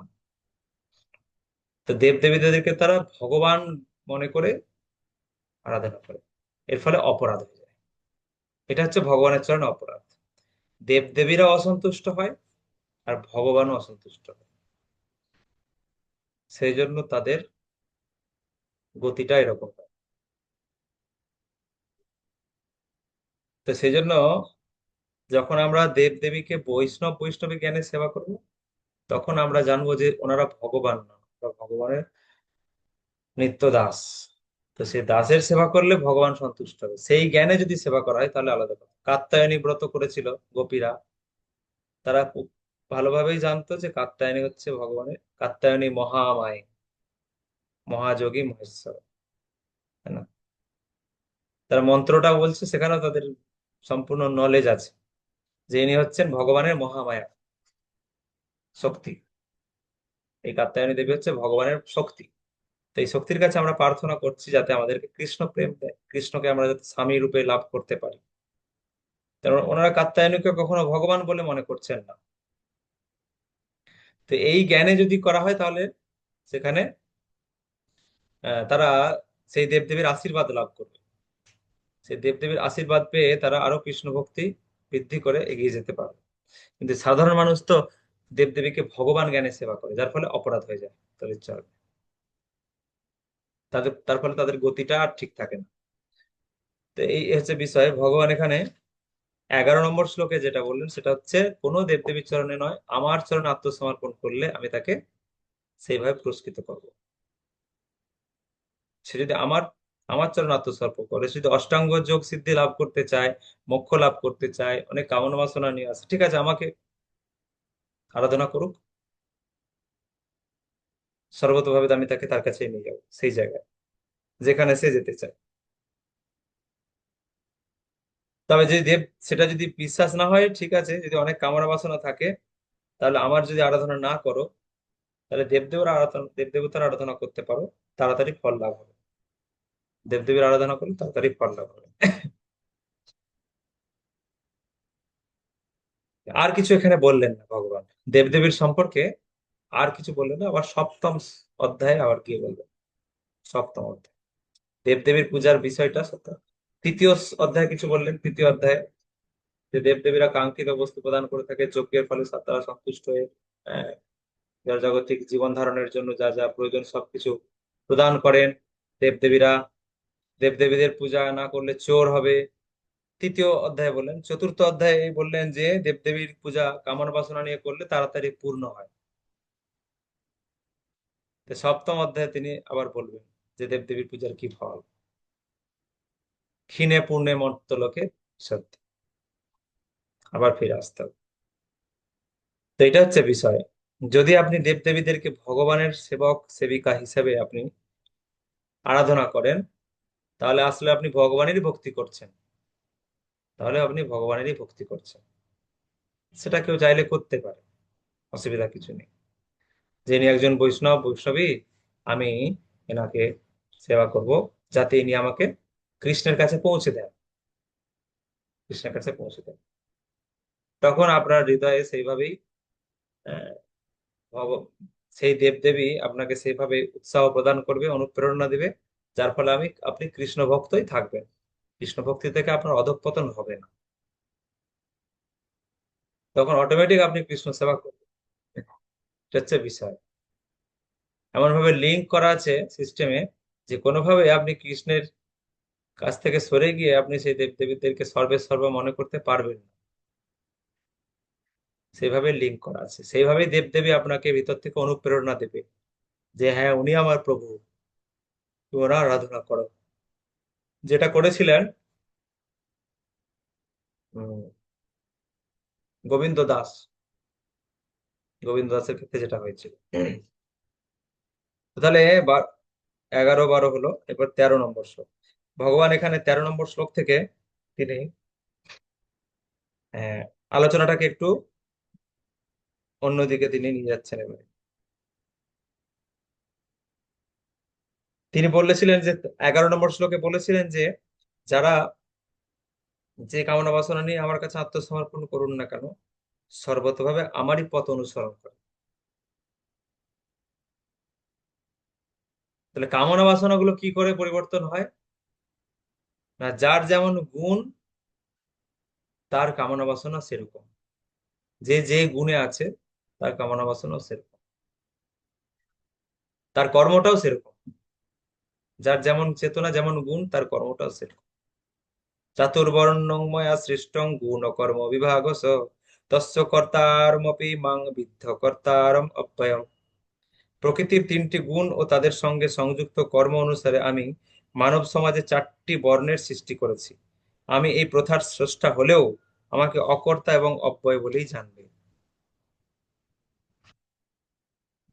চতুর্বর্ণং চাতুর্বর্ণং ময়া সৃষ্টং গুণ ও কর্ম বিভাগস। 4টে বর্ণ কি কি? ব্রাহ্মণ, ক্ষত্রিয়, বৈশ্য, শূদ্র। এই 4টে বর্ণ আমিই সৃষ্টি করেছিলাম। কিসের উপরে ভিত্তি করে? মানুষের গুণ এবং তার কর্ম, এর উপরে ভিত্তি করে কেউ ব্রাহ্মণ হবে, কেউ ক্ষত্রিয় হবে, কেউ বৈশ্য হবে, কেউ শূদ্র। ব্রাহ্মণের গুণ এবং কর্ম কি? ব্রাহ্মণ বর্ণের গুণ কর্ম হচ্ছে সে সত্য গুণের থাকে, সত্য গুণে অধিষ্ঠিত ব্রাহ্মণ। কর্মটা কি? না, ব্রাহ্মণের কর্ম হচ্ছে যজন যাজন পঠন পাঠন দান পরিগ্রহ, শাস্ত্র অধ্যয়ন করা, এই আধ্যাত্মিক আহ, ভক্তিযোগ অনুশীলন করা এবং সেটা প্রচার করা। যজন যাজন, ভগবানের আরাধনা করা এবং প্রচার করা। পঠন পাঠন, ভগবানের শাস্ত্র অধ্যয়ন করা এবং সেটা মানুষের কাছে প্রকাশ করা। যজন যাজন পঠন পাঠন। দান পরিগ্রহ, দান করা। কি দান? শিক্ষা দান করা। আর পরিগ্রহণ, বিনিময়ে দান গ্রহণ করা, সেবা গ্রহণ করা। এটা হচ্ছে ব্রাহ্মণের 6টা গুণ, 6টা কর্ম, 6 ধরনের গুণ, মানে সত্য গুণ। আর এই 6 ধরনের কর্ম সে করে থাকবে। এর বাইরে যদি কিছু করে তাহলে সে ব্রাহ্মণ নয়। ব্রাহ্মণ মানে সে চাকরি বাকরি করবে না। এটা হচ্ছে নিয়ম ছিল, প্রকৃত নিয়ম ছিল এটাই। ঠিক আছে? এখন আমরা বলতে পারি যে আমরা ব্রাহ্মণ দীক্ষা নিচ্ছি, তাহলে চাকরি বাকরি করছে কেন? যারা ব্রাহ্মণ দীক্ষা নিচ্ছে, এই যে যারা ভক্তি শাস্তি করছেন, কেউ কেউ চাকরি বাকরি করছেন, হয়তো পরে ব্রাহ্মণ হবে। তাহলে ব্রাহ্মণ হতে গেলে তো এই 6টা কর্মই করতে হবে, চাকরি তো করা যাবে না। চাকরি করা তো শূদ্রের কাজ, চাকরগিরি করাটা শূদ্রের কাজ। তাহলে কি হবে?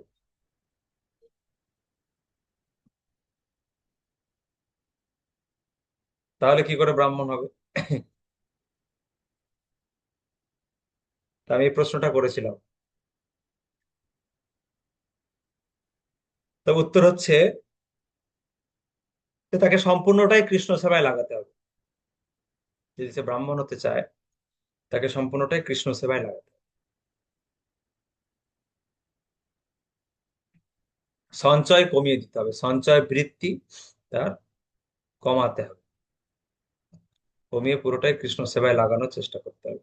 তাহলে সে ব্রাহ্মণ। চাকরি করলেও সেই বেতন সে পুরোটাই কৃষ্ণ সেবায় লাগাচ্ছে, মানে যজন যাজন পঠন পাঠনেই লাগিয়ে দিতে হবে। যজন যাজন পঠন পাঠন দান, এগুলোতেই লাগিয়ে দিতে হবে। তাহলে সে ব্রাহ্মণ স্তরে সত্য গুণে থাকবে। নাহলে তাকে সত্য গুণ থেকে নামতে হবে। তো এইভাবে ব্রাহ্মণের কাজ এগুলো। ক্ষত্রিয়র কাজ কি? মানে 2 নম্বর বর্ণ ক্ষত্রিয়। ক্ষত্রিয় বর্ণের গুণ হচ্ছে রজগুণ। রজগুণ, রজগুণে ক্ষত্রিয় থাকবে। তার কাজ, তার কাজ হচ্ছে শাসন করা, শাসন পরিচালনা করা, প্রশাসনিক দায়িত্ব পালন করা। এটা হচ্ছে ক্ষত্রিয়ের কাজ। ব্রাহ্মণদের সুরক্ষা দেয়া, বৈশ্য শূদ্র অন্যান্য সমস্ত বর্ণের মানুষদের সুরক্ষা দেওয়া। শুধু মানুষ নয়, সমস্ত প্রাণীদের সুরক্ষা দেয়। এটা হচ্ছে ক্ষত্রিয়ের কাজ, ক্ষত্রিয়ের কর্ম। তো সেই সুরক্ষা দেওয়ার জন্য তিনি করবেন, ট্যাক্স নেবেন, ট্যাক্স কর আদায় করবেন পাবলিকের কাছ থেকে, সাধারণ মানুষের কাছ থেকে। ব্রাহ্মণদেরকে দান করবেন ক্ষত্রিয়রা, গাভী দান করবেন ব্রাহ্মণদেরকে, হুম, বস্ত্র দান করবেন, অন্ন দান করবেন। মেনলি হচ্ছে সুরক্ষা, সমাজের সুরক্ষা দায়িত্ব। বৈশ্যের কাজ কি, বা বৈশ্যের উম, গুণ কি? 3 নম্বর বর্ণ হচ্ছে বৈশ্য। বৈশ্যের গুণ হচ্ছে বৈশ্য রজ এবং তম গুণের মধ্যে থাকবে। ব্রাহ্মণ সত্য গুণে, ক্ষত্রিয় রজগুণে, বৈশ্য রজ এবং তম গুণ, দুটোই মিক্স থাকবে।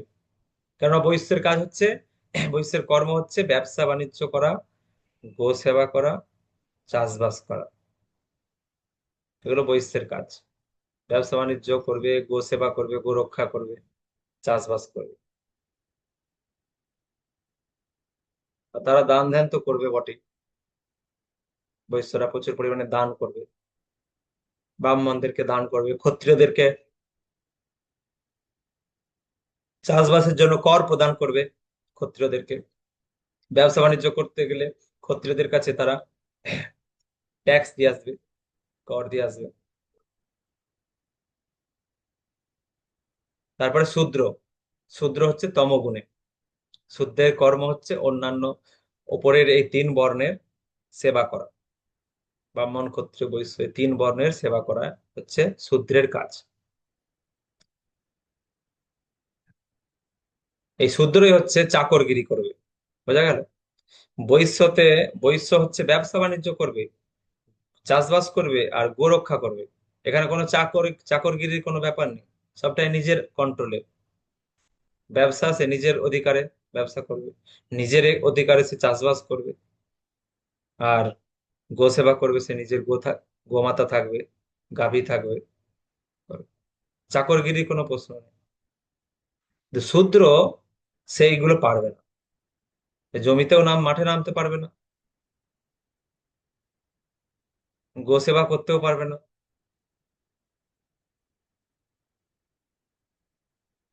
গো সেবা করতে পারবে না, গাভীকে নিয়ে চড়াতে পারবে না, কন্ট্রোল করতে পারবে না, গো দহন করতে পারলে লাথি খেয়ে চলে আসবে। মানে তার মধ্যে ওই গুণটা নেই। ভগবান বলছে গুণ ও কর্ম বিভাগস, এই চারটে বর্ণ হঠাৎ করে হয়নি। যার যেমন গুণ, কর্মফল অনুযায়ী যে যেমন গুণ নিয়ে এসছে, কেউ সত্য গুণ নিয়ে এসছে, কেউ রজগুণ নিয়ে এসছে, কেউ সত্য রজ আর তমের তমগুণের মিশ্র নিয়ে এসছে, কেউ পুরোপুরি তমগুণ নিয়ে এসছে। তাদের পক্ষে এগুলো করা সম্ভব। এই ব্যবসা বাণিজ্য করতে পারবে না তারা। চাকরি করতে দাও, চাকরগিরি করতে দাও, তবে চাকরি। এটা হচ্ছে শূদ্র। যারা চাকরি করছি তাদেরকে বলা হয় শূদ্র। এমনিতে তো কলিযুগে সবাই শূদ্র, তার উপরেও যারা চাকরি বাকরি করছে, চাকরগিরি করছে, বেতন নিচ্ছে সরকারের কাছ থেকে, শূদ্র।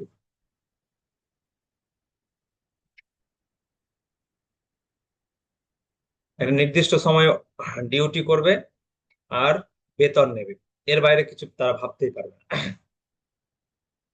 8 ঘন্টা কি 10 ঘন্টা ডিউটি, তারপরে বেতন, এর বাইরে পরিশ্রম করতে চাইবে না। বাকি সময়টা সে বিশ্রাম করবে,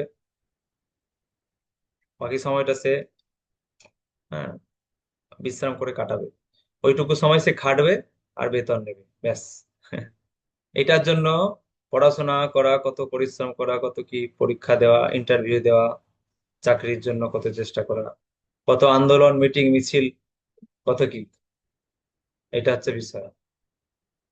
কেননা চাকরি বাকরির যাদের গুণ আছে, যাদের চাকরি বাকরি করার মানসিকতা, তারা ব্যবসা বাণিজ্য করতে পারে না চট করে। তাদের সেই বুদ্ধিটা, সেই কাজ, সেই বুদ্ধিটাই নেই, বা সেই সাহস, এগুলো বিষয় আছে। এগুলো গুণ কর্ম অনুযায়ী কিছুটা হয়। হুম। তো যাই হোক, এখন কথা হচ্ছে যে ভগবান এই যে সৃষ্টি করেছিলেন চারটি বর্ণ, এটা এখন আর নেই সেভাবে। কারণ এখন ব্রাহ্মণ বংশে জন্মগ্রহণ করেও তারা ব্রাহ্মণের কাজ করছে না, তারা ব্যবসা বাণিজ্য করছে, মাংসের দোকান খুলে বসে আছে। হুম। তো এইভাবে কোনো গুণ আর কর্ম অনুযায়ী কিছু আর হচ্ছে না। তো সেই জন্য চতুর্বর্ণটাকে এখন মানুষ জাত পাতে পরিণত করে ফেলেছে। এসসি, এসটি, জেনারেল, ওবিসি, মানুষ ভাবছে এটাই বোধহয় বর্ণ বিভাগ। না, এটা বর্ণ বিভাগ নয়। এই জাতপাত এগুলো তৈরি করেছে মানুষ। ভগবান তৈরি করেছে যেটা, সেটা হচ্ছে এই চতুর্বর্ণ, ব্রাহ্মণ, ক্ষত্রিয়, বৈশ্য, শূদ্র। এটা ভগবান তৈরি করেছে। তো সেই পরিকাঠামোটা কিছুটা আছে, খাঁচাটা আছে, কিন্তু আহ বাড়িটা পুরো নষ্ট হয়ে গেছে, খাঁচাটা পড়ে আছে।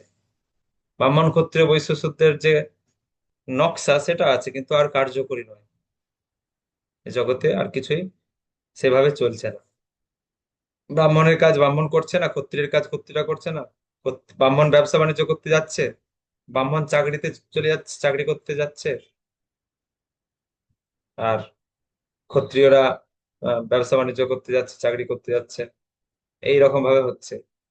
তাই সেই যে কলিযুগে এইভাবে মিক্সিং হয়ে হয়ে বর্ণ সংকর হয়ে হয়ে সবাই শূদ্র হয়ে গেছে। তাই শ্রী চৈতন্য মহাপ্রভুর কৃপায় ছিল প্রভুপাদ শূদ্রদেরকে আস্তে আস্তে ট্রেনিং করিয়ে করিয়ে, ভক্তিযোগ অনুশীলন করিয়ে করিয়ে ব্রাহ্মণ স্তরে নিয়ে আসার চেষ্টা করছে প্রভুপাদ। গুণটাকে চেঞ্জ করার চেষ্টা চলছে। গুণ এবং কর্ম অনুযায়ী তো হবে। তো গুণটা তম রজ গুণে ছিল, সেখান থেকে সত্য গুণে নিয়ে আসার চেষ্টা চলছে। সত্য গুণে আসলে তখন তার কর্মটা আস্তে আস্তে পরিবর্তন হবে। সে সব কর্মগুলোকে আস্তে আস্তে পরিবর্তন করবে। কেবল যজন যাজন পঠন পাঠন দান পরিগ্রহণ এই কার্যে সে নিজেকে সীমাবদ্ধ রাখতে চাইবে, তখন সে ব্রাহ্মণের স্তরে চলে আসবে। এইভাবে ইসকন একমাত্র এই কার্যকলাপগুলি করে যাচ্ছে, যাতে সকলকে ব্রাহ্মণ স্তরে নিয়ে আসা যায়। তো কিছু আছে তারা প্রশাসনিক দায়িত্ব সামলাবে, ক্ষত্রিয়, সিকিউরিটি গার্ড, তারা ম্যানেজমেন্টে থাকবে, প্রশাসনিক দায়িত্ব পালন করবে। তার কিছু শ্রেণী আছে তারা চাষবাস করবে, গো সেবা করবে, বিজনেস করবে। তো এইভাবে ভগবান বলছেন আমি এগুলো সৃষ্টি করেছিলাম, কিন্তু আমি এর মধ্যে নেই। আমি এর স্রষ্টা হলেও আমাকে অকর্তা এবং অব্যয় বলেই জানি। যদিও তিনি বৈশ্য কুলে এলেন, তাই তো, ভগবান বৈশ্য ছিলেন, গোয়ালা ঘরে। যদিও তিনি বৈশ্য বংশে এসেছেন, কিন্তু তিনি নিজে বলছেন যে আমি এর অকর্তা, আমি এর বাইরে, আমি এর দ্বারা আবদ্ধ নই। নমাং কর্মাণি লিম্পন্তি নমে কর্মফলে স্পৃহা ইতি মাং যো অভিজানাতি কর্মভির্ন সবদ্ধতে। কোনো কর্মই আমাকে প্রভাবিত করতে পারে না এবং আমিও কোনো কর্মফলের আকাঙ্ক্ষা করি না। আমার এই তত্ত্ব যিনি জানেন, তিনিও সকাম কর্মের বন্ধনে আবদ্ধ হন না। অর্থাৎ ভগবান এই যে বলেছিলেন না, জন্ম কর্ম চমে দিব্য, এখন সেটা বলছেন যে চতুর্বর্ণের যে কর্ম, সেই কর্মের মধ্যে আমি প্রভাবিত হই না, আমি আবদ্ধ হই না। এটা যারা বুঝতে পেরেছে, তিনি নিজে কখনো সকাম কর্মের বন্ধনে আবদ্ধ হন, মানে তিনি নিষ্কাম ভাবে আমাকে ফলো করেন। আমি যেমন কোনো কর্মের মধ্যে আবদ্ধ নই, অথচ সব কর্মই করে যাচ্ছি, গরু চড়াচ্ছি, বৈশ্যের মতো কাজ করে যাচ্ছি, প্রতিদিন গোচারণ করেছেন ভগবান, কিন্তু কোনো কর্মের মধ্যে আবদ্ধ নয়। এটা যদি কেউ উপলব্ধি করতে পারে যে আরে ভগবান এত 9 লক্ষ গাভী নিয়ে চড়াচ্ছে, এত কিছু করছে, অথচ ভগবানের এর তারা প্রভাবিত নন, এটা যদি কেউ উপলব্ধি করতে পারে, তাহলে সেও এই ভগবানের মতোই কর্মের মধ্যে থেকেও নিষ্কাম ভাবে অধিষ্ঠিত থাকতে পারে। এবং জ্ঞাতবা কৃতং কর্ম পূর্বৈরপি মুমুক্ষুভি পুরু কর্মৈব তস্মাত্তং পূর্বৈ পূর্বতরং কৃতম। প্রাচীনকালে সমস্ত মুক্ত পুরুষেরা আমার অপ্রাকৃত তত্ত্ব অবগত হয়ে কর্ম করেছেন, অতএব তুমিও সেই প্রাচীন মহাজনদের পদাঙ্ক অনুসরণ করে তোমার কর্তব্য সম্পাদন করো। কিং কর্ম কিম কর্মেতি কবয় পাত্র মোহিতা তত্ত্বে কর্ম প্রবক্ষ্যামি যজ্ঞাত্বা মোক্ষস্য অশুভাৎ। কাকে কর্ম ও কাকে অকর্ম বলে তা স্থির করতে বিবেকী ব্যক্তিরাও বিমোহিত হন। এখন আমি সেই কর্ম সম্বন্ধে তোমাকে উপদেশ করব, যে বিষয়ে অবগত হয়ে তুমি সমস্ত অশুভ অবস্থা থেকে মুক্ত হবে। এইখানে ভগবান কর্ম আর অকর্ম সম্পর্কে বললেন, কোনটা কর্ম আর কোনটা অকর্ম। কর্ম কোনটা না, কর্ম মানে হচ্ছে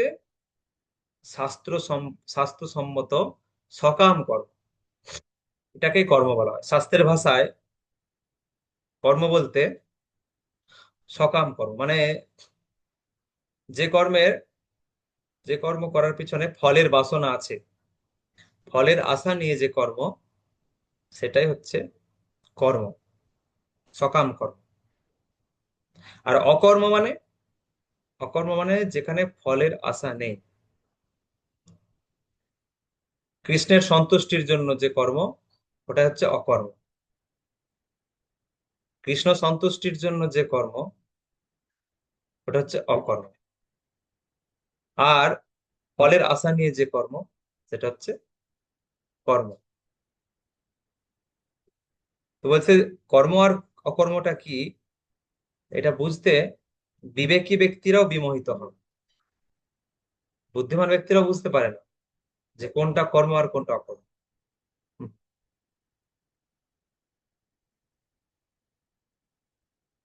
এখন আমি সেই বিষয়ে তোমাকে উপদেশ করব। আর যেটা বুঝতে পারলে সমস্ত অশুভ অবস্থা থেকে তুমি মুক্ত হবে। অশুভ অবস্থা মানে হচ্ছে কর্মবন্ধন, এখান থেকে তুমি মুক্ত হতে পারবে। কর্মণ হিয়পি বদ্ধব্যং বদ্ধব্যং চ বিকর্মণঃ অকর্মণশ্চ বদ্ধব্যং গহনা কর্মণো গতিঃ। কর্মের নিগূঢ় তত্ত্ব হৃদয়ঙ্গম করা অত্যন্ত কঠিন, তাই কর্ম, বিকর্ম ও অকর্ম সম্বন্ধে যথাযথভাবে জানা উচিত। কর্মের নিগূঢ় তত্ত্ব মানে, কর্মের নিগূঢ় তত্ত্ব মানে হচ্ছে কোন কর্মের যে কি ফল, এটা হৃদয়ঙ্গম করা খুব কঠিন। যা যা কর্ম করছি আমরা, সে কর্মের কি কি কি ফল আছে, কোন কর্মের কি ফল আছে, এটা হৃদয়ঙ্গম করা খুব কঠিন, খুব কঠিন হৃদয়ঙ্গম করা, বুঝতে পারা।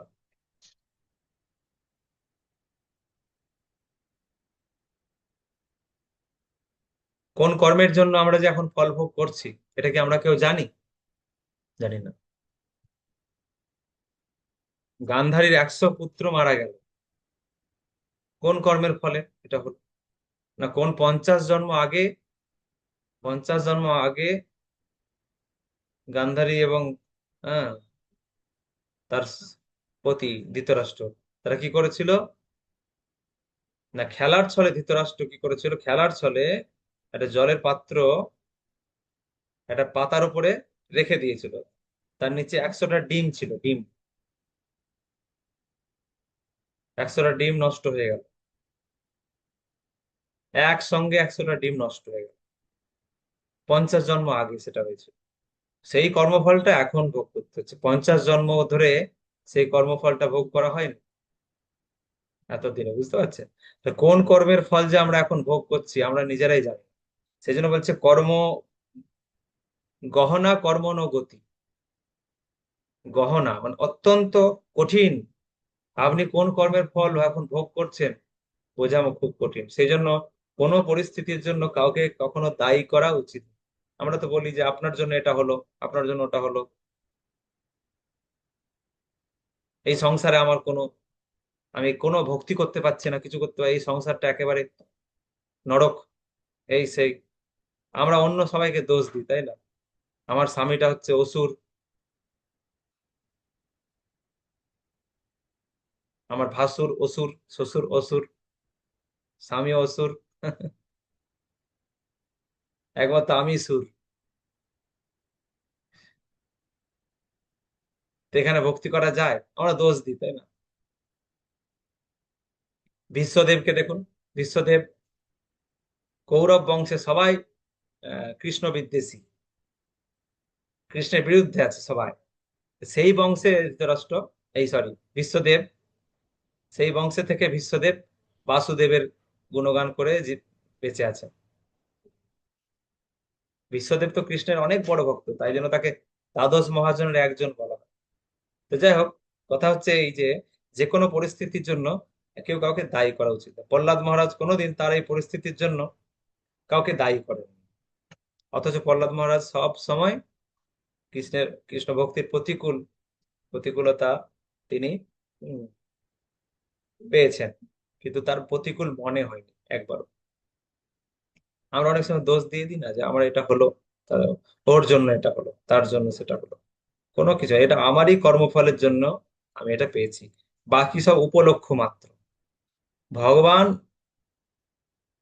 সবাইকে দিয়ে আমাকে ফল ভোগ করাচ্ছে, কারো কোনো দোষ নেই। তো এই জন্য এটা হৃদয়ঙ্গম করা খুব কঠিন। এই কর্মের যে ফল, কর্মের যে গতি, এটা হৃদয়ঙ্গম করতে পারলেই সে স্থির হয়ে যাবে। কোনো পরিস্থিতিতে সে আর উদ্বিগ্ন হবে না, বিচলিত হবে না, সে স্থির হয়ে যাবে যে না, আমার যা কিছু হচ্ছে সেজন্য তো আমিই দায়ী, কাকে আর আমি দোষারোপ করব,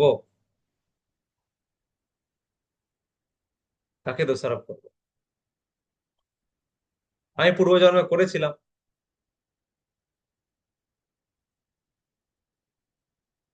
মুম্বাইয়ের ইসকন মন্দির একজন প্রেসিডেন্ট, তাকে একটা বিষয়ে ফাঁসিয়ে দেওয়া হয়েছে মুম্বাই ইসকনে।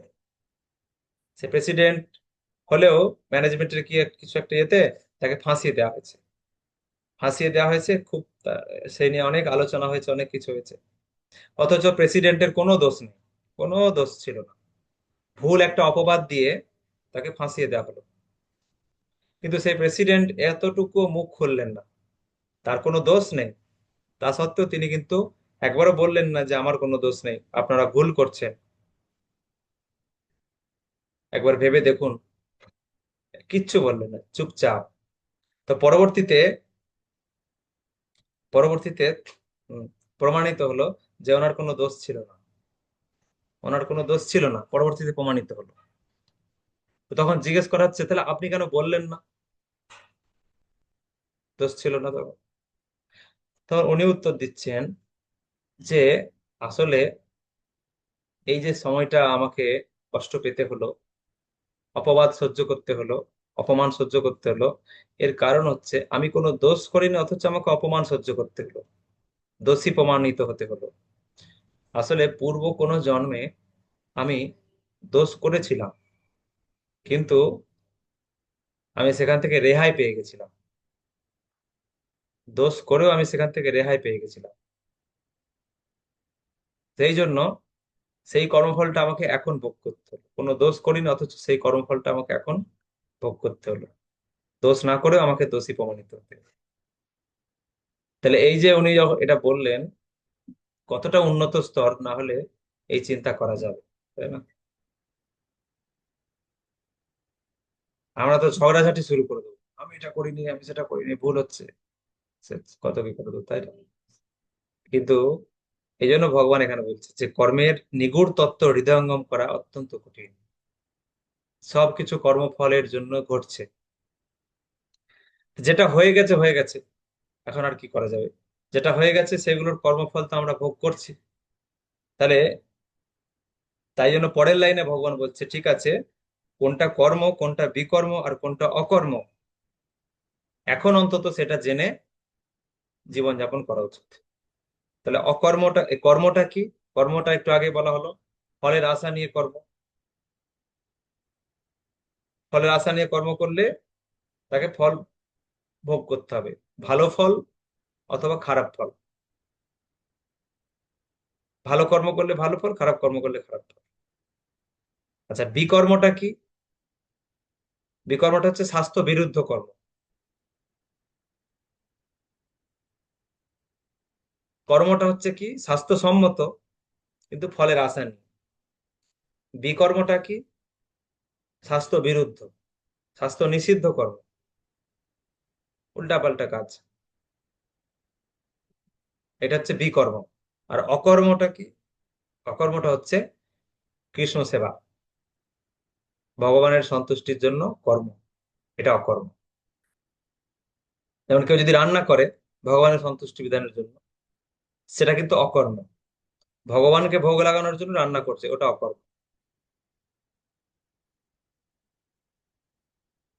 ভগবানের সেবার জন্য যদি কেউ যা কাজ করবে সেটা হচ্ছে অকর্ম।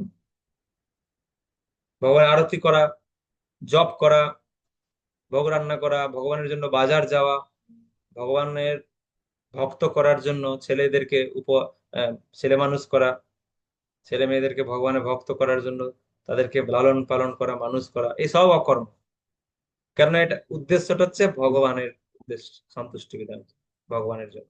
এগুলো সব অকর্ম।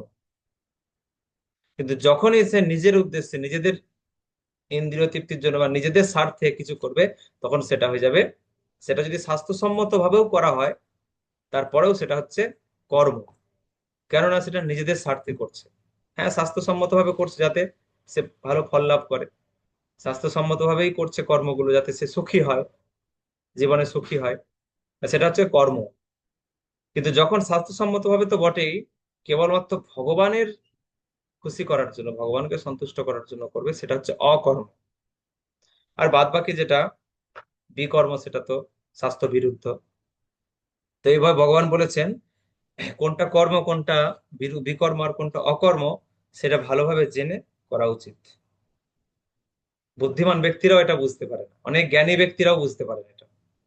কর্মণ্য কর্মজ পশ্চাদ্য কর্ম নিচ কর্মজ, সবুদ্ধিমান মনুষ্যেষু সযুক্ত কৃৎ কর্মকৃৎ। যিনি কর্মে অকর্ম দর্শন করেন এবং অকর্মে কর্ম দর্শন করেন, তিনি সমস্ত মানুষের মধ্যে বুদ্ধিমান। সব রকম কর্মে লিপ্ত থাকা সত্ত্বেও তিনি চিন্ময় স্তরে অধিষ্ঠিত। কর্মে অকর্ম দর্শন আর অকর্মে কর্ম দর্শন মানে কি? কর্মে অকর্ম দর্শন, এটা কে দর্শন করছেন এটা আগে বুঝতে হবে। দর্শনটা কে করছে? শুদ্ধ ভক্ত যে, তাই তো, যিনি কর্মে অকর্ম দর্শন করেন এবং অকর্মে কর্ম দর্শন করেন, তিনি সমস্ত মানুষের মধ্যে বুদ্ধিমান, তারপরে শুদ্ধ ভক্ত। তাহলে শুদ্ধ ভক্ত কি করবে না, কর্মের মধ্যে অকর্ম দর্শন করবে আর অকর্মের মধ্যে কর্ম দর্শন করবে। তার মানেটা কি, এটা ভালো করে বুঝতে হবে। কর্মে অকর্ম দর্শন করেন মানে শুদ্ধ ভক্ত তিনি সাধারণভাবে সবাই যেটাকে কর্ম বলে সেটা তার কাছে অকর্ম। অকর্ম মানে কৃষ্ণ সেবা, এখানে অকর্ম মানে কৃষ্ণ সেবা। তিনি ধরুন সারাদিন কৃষ্ণ সেবা করছে, শুদ্ধ ভক্ত সারাদিন কৃষ্ণ সেবা করছে।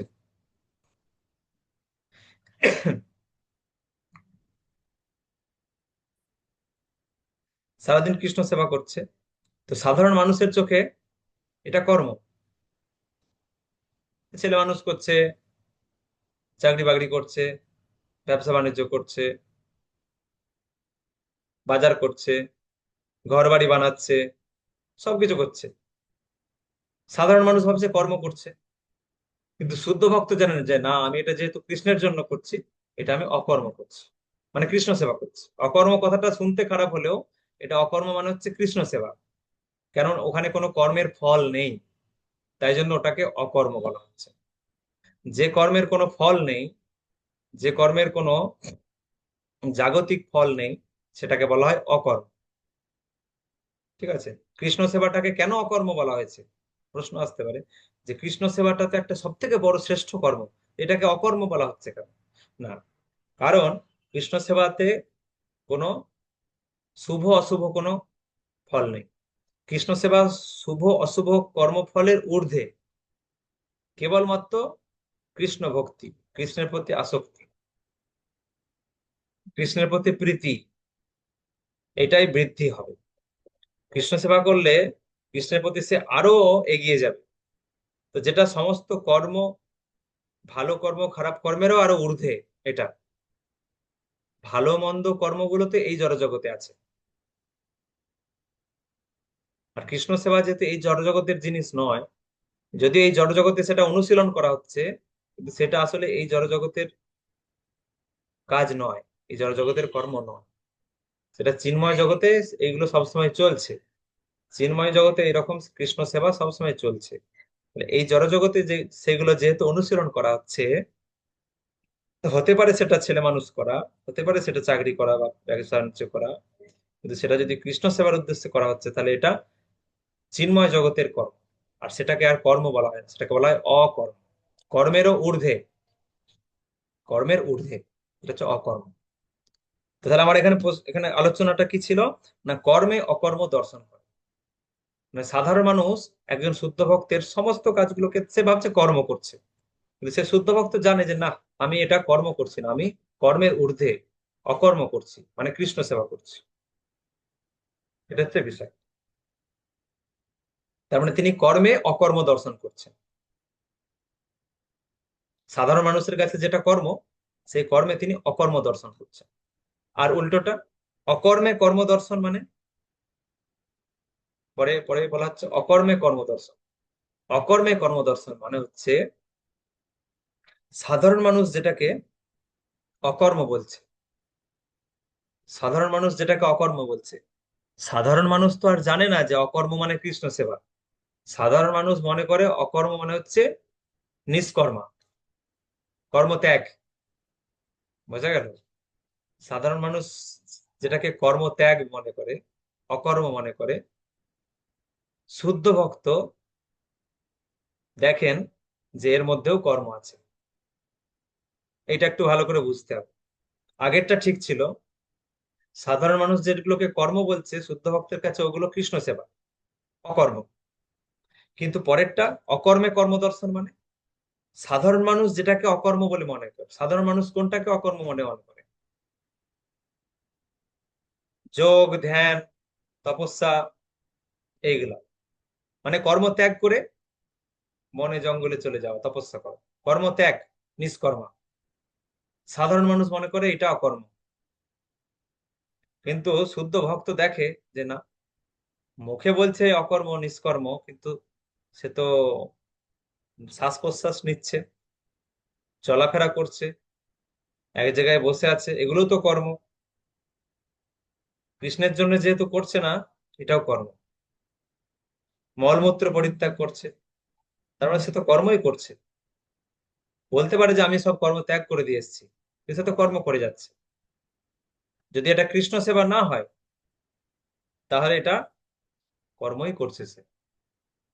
তো সেই জন্য সাধারণ মানুষ যেটাকে নিষ্কর্মা বলে মনে করে, অকর্ম বলে মনে করে, কৃষ্ণ ভক্ত দেখছে যে না, মোটেও উনি অকর্ম করছে না, মোটেও ওটা নিষ্কর্ম নয়। উনি উনি বেমালুম কর্ম করে যাচ্ছেন, নিষ্কর্মার ভান করে সব কর্ম করছেন। তো এইটা হচ্ছে বিষয়। সব রকম কর্মে লিপ্ত থাকা সত্ত্বেও তিনি চিন্ময় স্তরে অধিষ্ঠিত।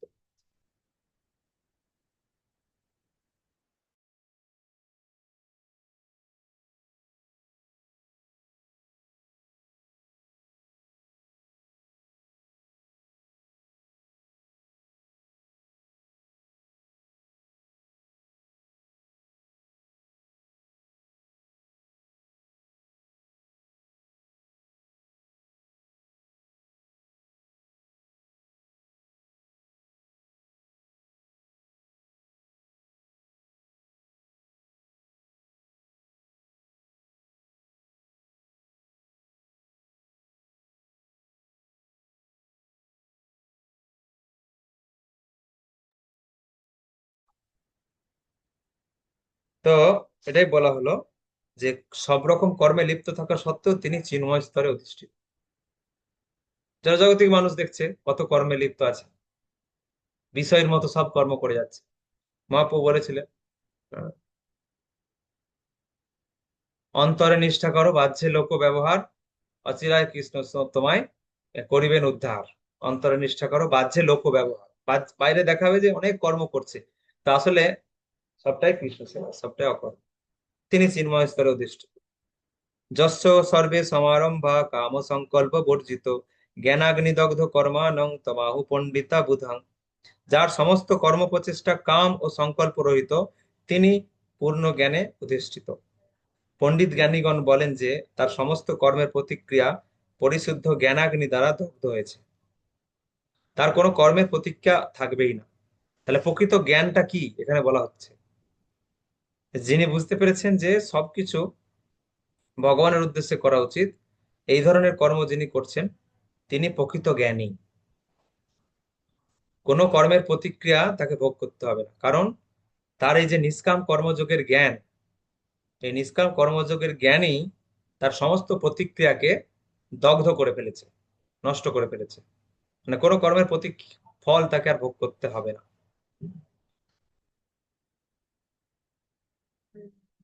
ত্যক্তা কর্ম ফলাসঙ্গং নিত্য তৃপ্ত নিরাশ্রয় কর্মণ্যভি প্রবৃত্ত অপি নৈব কিঞ্চিত করোতি সহ।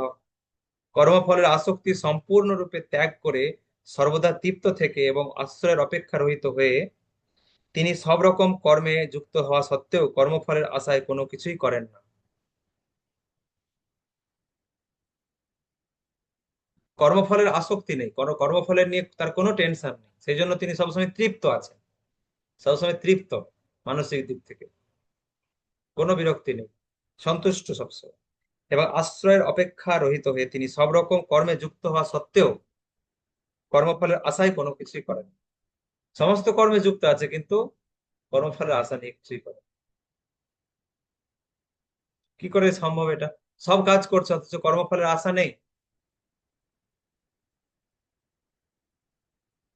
যেমন একটা উদাহরণ দিচ্ছি, একজন কোম্পানির ম্যানেজার, ঠিক আছে, একজন কোম্পানির ম্যানেজার, তার দুটো গাড়ি আছে। ভালো করে শুনবেন। একজন কোম্পানি ম্যানেজার, তার দুটো গাড়ি আছে, একটা পার্সোনাল গাড়ি আর একটা হচ্ছে কোম্পানির গাড়ি। কোম্পানির গাড়ি একটা, পার্সোনাল গাড়ি একটা। তা দুটো গাড়িতে দুটো ড্রাইভার আছে। তিনি দুটো ড্রাইভারকে বলেছেন যে গাড়ি দুটো যত্ন নেবে, খুব ভালো করে যত্ন করবে, ঠিক আছে। তার একটা নিজের পার্সোনাল গাড়ি, একটা হচ্ছে কোম্পানির গাড়ি। দুটো গাড়ি ড্রাইভারকে তিনি বলেছেন গাড়ি দুটো যত্ন নেবে। এবার বলুন তো, এই দুটো গাড়ির প্রতি তার কি মানসিকতা এক? এই যে যত্ন করতে বলেছেন তিনি দুটো গাড়িকে, এই দুটো গাড়ির প্রতি যত্নের মানসিকতাটা কি তার এক? পার্থক্যটা কি বলুন তো?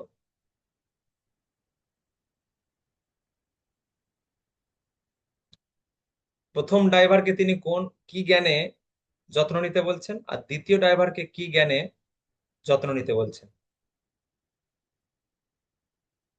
দুটো গাড়ি কিন্তু তার দায়িত্বে আছে, দুটো গাড়ি তার দায়িত্বে আছে।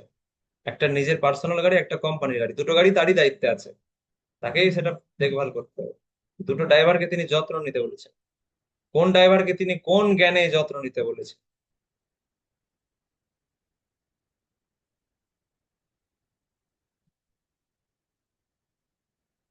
কৃষ্ণচন্দ্র কীর্তিমান প্রভু। হরে কৃষ্ণ প্রভু প্রণাম। যে গাড়িটি ড্রাইভার কে মানে নিজের নিজের গাড়ি, যে ড্রাইভার তাকে উনি বলছেন যে নিজের মতো তার করতে। আর যে গাড়িটি ওই কোম্পানির, তাকে ওই সকাম কর্মের তার সেইভাবে সেবা করতে বলছে। কেন কোম্পানিরটা সকাম কর্ম হয়ে গেল কেন, আর নিজেরটা নিজের মতো কেন? তিনি দুটোকেই যত্ন নিতে বলছেন, আর কিছু বলছেন হ্যাঁ, না, একই হ্যাঁ, কথাই বলছেন।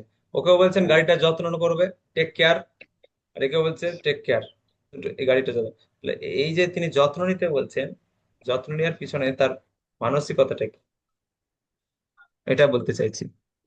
আচ্ছা। নিজের গাড়িটার প্রতি তার যে মানে আসক্তি থাকবে, কোম্পানির গাড়িটার প্রতি তার সেই আসক্তিটা। হম, একটা হচ্ছে আসক্তির জ্ঞানে, তার মানে সেখানে কর্মফল ভোগ ফলের বাসনা আছে, হলো। হুম, হুম, আর আরেকটা গাড়িকে যে যত্ন নিতে বলছেন, সেই গাড়িটার প্রতি তার কোনো কর্মফলের বাসনা নেই, সেটাকে শুধু দায়িত্ব কর্তব্যের খাতিরে তিনি যত্ন নিতে বলছেন, কর্তব্যের খাতিরে। সেই গাড়িটা থেকে তিনি কিছু আশা করেন না, ঠিক আছে। হ্যাঁ, যদি আশা করেন না, কারণ তার একটা কর্তব্য আছে, দায়িত্ব আছে, সেই জন্য যত্ন নিতে হবে, ঠিক আছে, আশা করেন না। হ্যাঁ, তো এই গাড়িটার থেকে তিনি অনেক কিছু আশা করেন, যদিও যত্ন নিতে বলছেন, একইভাবেই বলছেন, কিন্তু এই গাড়িটার প্রতি তার অনেক বাসনা আছে, নিজের গাড়ি বলে কথা, আসক্তি আছে। হুম, তো এটা হচ্ছে বিষয়। তো একটা আসক্তি, ভগবানের প্রতি আসক্তি, ভগবানের প্রতি আসক্তির জ্ঞানে একটা কিছু করা, আর একটা হচ্ছে দায়িত্ব কর্তব্যের খাতিরে করা, এটা একটা। আবার একটা কর্মফলের বাসনা নিয়ে করা, আর একটা হচ্ছে ভগবানের সন্তুষ্টি বিধান নিয়ে করা। তো সেই জন্য সে কর্মফলের আশায় কোনো কিছুই করে না, সব রকম কর্মে যুক্ত আছেন, কিন্তু দায়িত্ব কর্তব্যের বোধে করছেন, ঠিক আছে, করতে হবে করতে হবে, এই কর্মফলের আশায় কোনো কিছুই করেন না। কোনোটার প্রতি তোর কোনো কর্মফলের বাসনা নেই, যেটা করলে আমার এই ফল হবে, এটা করলে এই ফল হবে। একমাত্র বাসনা কি না, কৃষ্ণ খুশি হবে, ব্যাস, কৃষ্ণ সন্তুষ্ট হবে, এই বাসনা। তিনি জাগতিক লোকেদের মতোই সবকিছু করেন। হ্যাঁ, সামনে ভাইফোঁটা আসছে, ভাইফোঁটা দিতেও যাবে, ভাইফোঁটা নেবে। অনেকে বলে না, ভক্ত হলে বোধহয় ভাইফোঁটা নিতে নেই। আরে কিছুই না, সবকিছুই করা যাবে, কিন্তু কৃষ্ণ সন্তুষ্টির মানসিকতাটা যদি তার মধ্যে সম্পূর্ণ বদ্ধমূল থাকে, আর কোনো অসুবিধা নেই। তো যদি মায়ায় পড়ে যায় তাহলে শেষ। ওই জন্য বলছে বিষয়ের মতো সবার মতোই জীবনযাপন করছে, কিন্তু কর্মফলের আশায় কিছুই করে না। যে দিদিকে ভাইফোঁটা নিচ্ছি, দিদির কাছ থেকে ভাইফোঁটা না নিলে, হ্যাঁ, দিদি কষ্ট পাবে, দিদির সঙ্গে সম্পর্কটা নষ্ট হবে ইত্যাদি কিছুই না, কর্তব্যের খাতিরে করতে হয়, করছে, ঠিক আছে। তো মাথায় আছে পুরো কৃষ্ণ সেবা। এরকম ভাবে সবকিছু সাংসারিক দায় দায়িত্ব কর্তব্যগুলো তিনি করেন, কিন্তু তার পিছনে ফলের আশা করেন না। কার প্রতি তিনি দায়িত্ব কর্তব্য পালন করলেও তার কাছ থেকে তিনি কিছু আশা করেন না।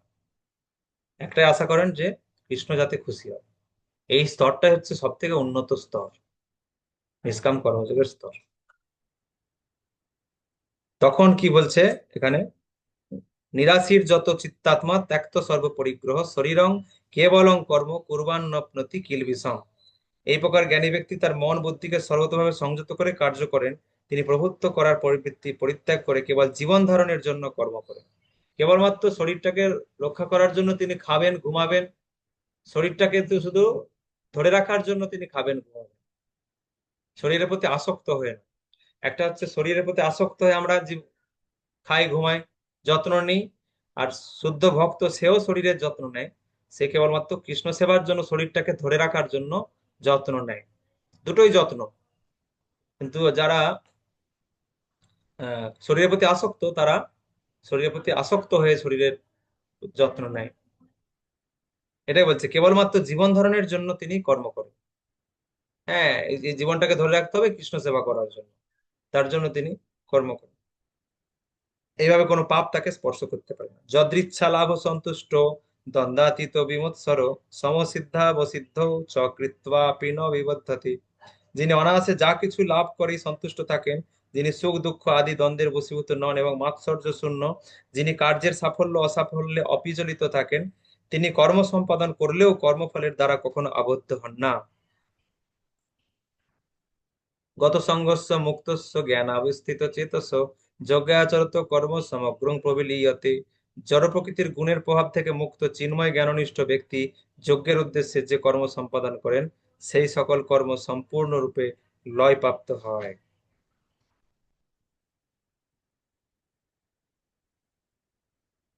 তার সমস্ত কর্মের ফল ভস্ম হয়ে যাবে, ভস্মীভূত হয়ে যাবে, কোনো ফল ভোগ করতে হবে না, কারণ তিনি জড় প্রকৃতির গুণের প্রভাব থেকে মুক্ত। কেবলমাত্র যজ্ঞের উদ্দেশ্যে কর্ম, ভগবানের উদ্দেশ্যে কর্ম। ব্রহ্মার্পণং ব্রহ্ম হবির্ব্রহ্মাগ্নো ব্রহ্মণাহুতম ব্রহ্মৈব তেন গন্তব্যং ব্রহ্মকর্ম সমাধিনা। যিনি কৃষ্ণ ভাবনায় সম্পূর্ণভাবে মগ্ন, তিনি অবশ্যই চিৎ জগতে উন্নীত হবেন, কারণ তার সমস্ত কার্যকলাপ চিন্ময়, তার কর্মের উদ্দেশ্য চিন্ময় এবং সেই উদ্দেশ্যে তার নিবেদিত সবকিছুই চিন্ময়, তার পুরো জীবন ধারাটাই চিন্ময়। তিনি যা কিছু করবেন সব চিন্ময়, তার উদ্দেশ্যটাও চিন্ময়, তিনি যেখানে যাবেন সেটাও চিন্ময় জগৎ। এই এখানে 24 নম্বর শ্লোক অব্দি অকর্মের বিষয়টা শেষ হলো। অকর্ম, ভগবান বলেছিল না কোনটা কর্ম কোনটা অকর্ম আর কোনটা বিকর্ম জানা উচিত। তো অকর্ম মানে হচ্ছে কৃষ্ণ সেবা, কেবলমাত্র কৃষ্ণের সন্তুষ্টির জন্য কর্ম, কোনো ফলের আশা না নিয়ে যে কর্ম, সেটাই অকর্ম। তো সেটা কিরকম, এই 24 নম্বর শ্লোক অব্দি বলা হলো। 18 থেকে 24, 18 থেকে 24 এটা হচ্ছে অকর্মের বিষয়টা বলা হলো। 25 থেকে এবারে অন্য একটা বিষয় আলোচনা হবে, পরের পরের ক্লাসে আমরা আলোচনা করব 25 থেকে। তো যারা ভগবানের সেবা করবে, অকর্ম এর মধ্যে থাকবে, তারা কিরকম সেই সম্পর্কে সবকিছু ডিটেলস এখানে বললেন ভগবান। তো এই জন্য বলেছিলাম যে এই যে জ্ঞানযোগ, জ্ঞানযোগ হচ্ছে নিষ্কাম কর্মযোগের জ্ঞান। জ্ঞানযোগ নামটা হলেও এটা হচ্ছে নিষ্কাম কর্মযোগের জ্ঞান। তো সেই জন্য এই জ্ঞানযোগে কর্মের বিষয়টা কিন্তু থাকবেই। এরপরে আসছি 25 থেকে যজ্ঞের বিষয়, যজ্ঞের উদ্দেশ্যটা কি। তো এখানে শেষ করবো, আজকে আর কোনো প্রশ্ন আলোচনা করার সময় নেই। হরে কৃষ্ণ কৃষ্ণ কৃষ্ণ হরে হরে, হরে রাম রাম রাম হরে হরে। শ্রীমদ ভগবদ গীতা যথাযথ কি জয়, শিল প্রপাত কি জয়, নিতাই গৌর প্রেমানন্দে হরি হরি।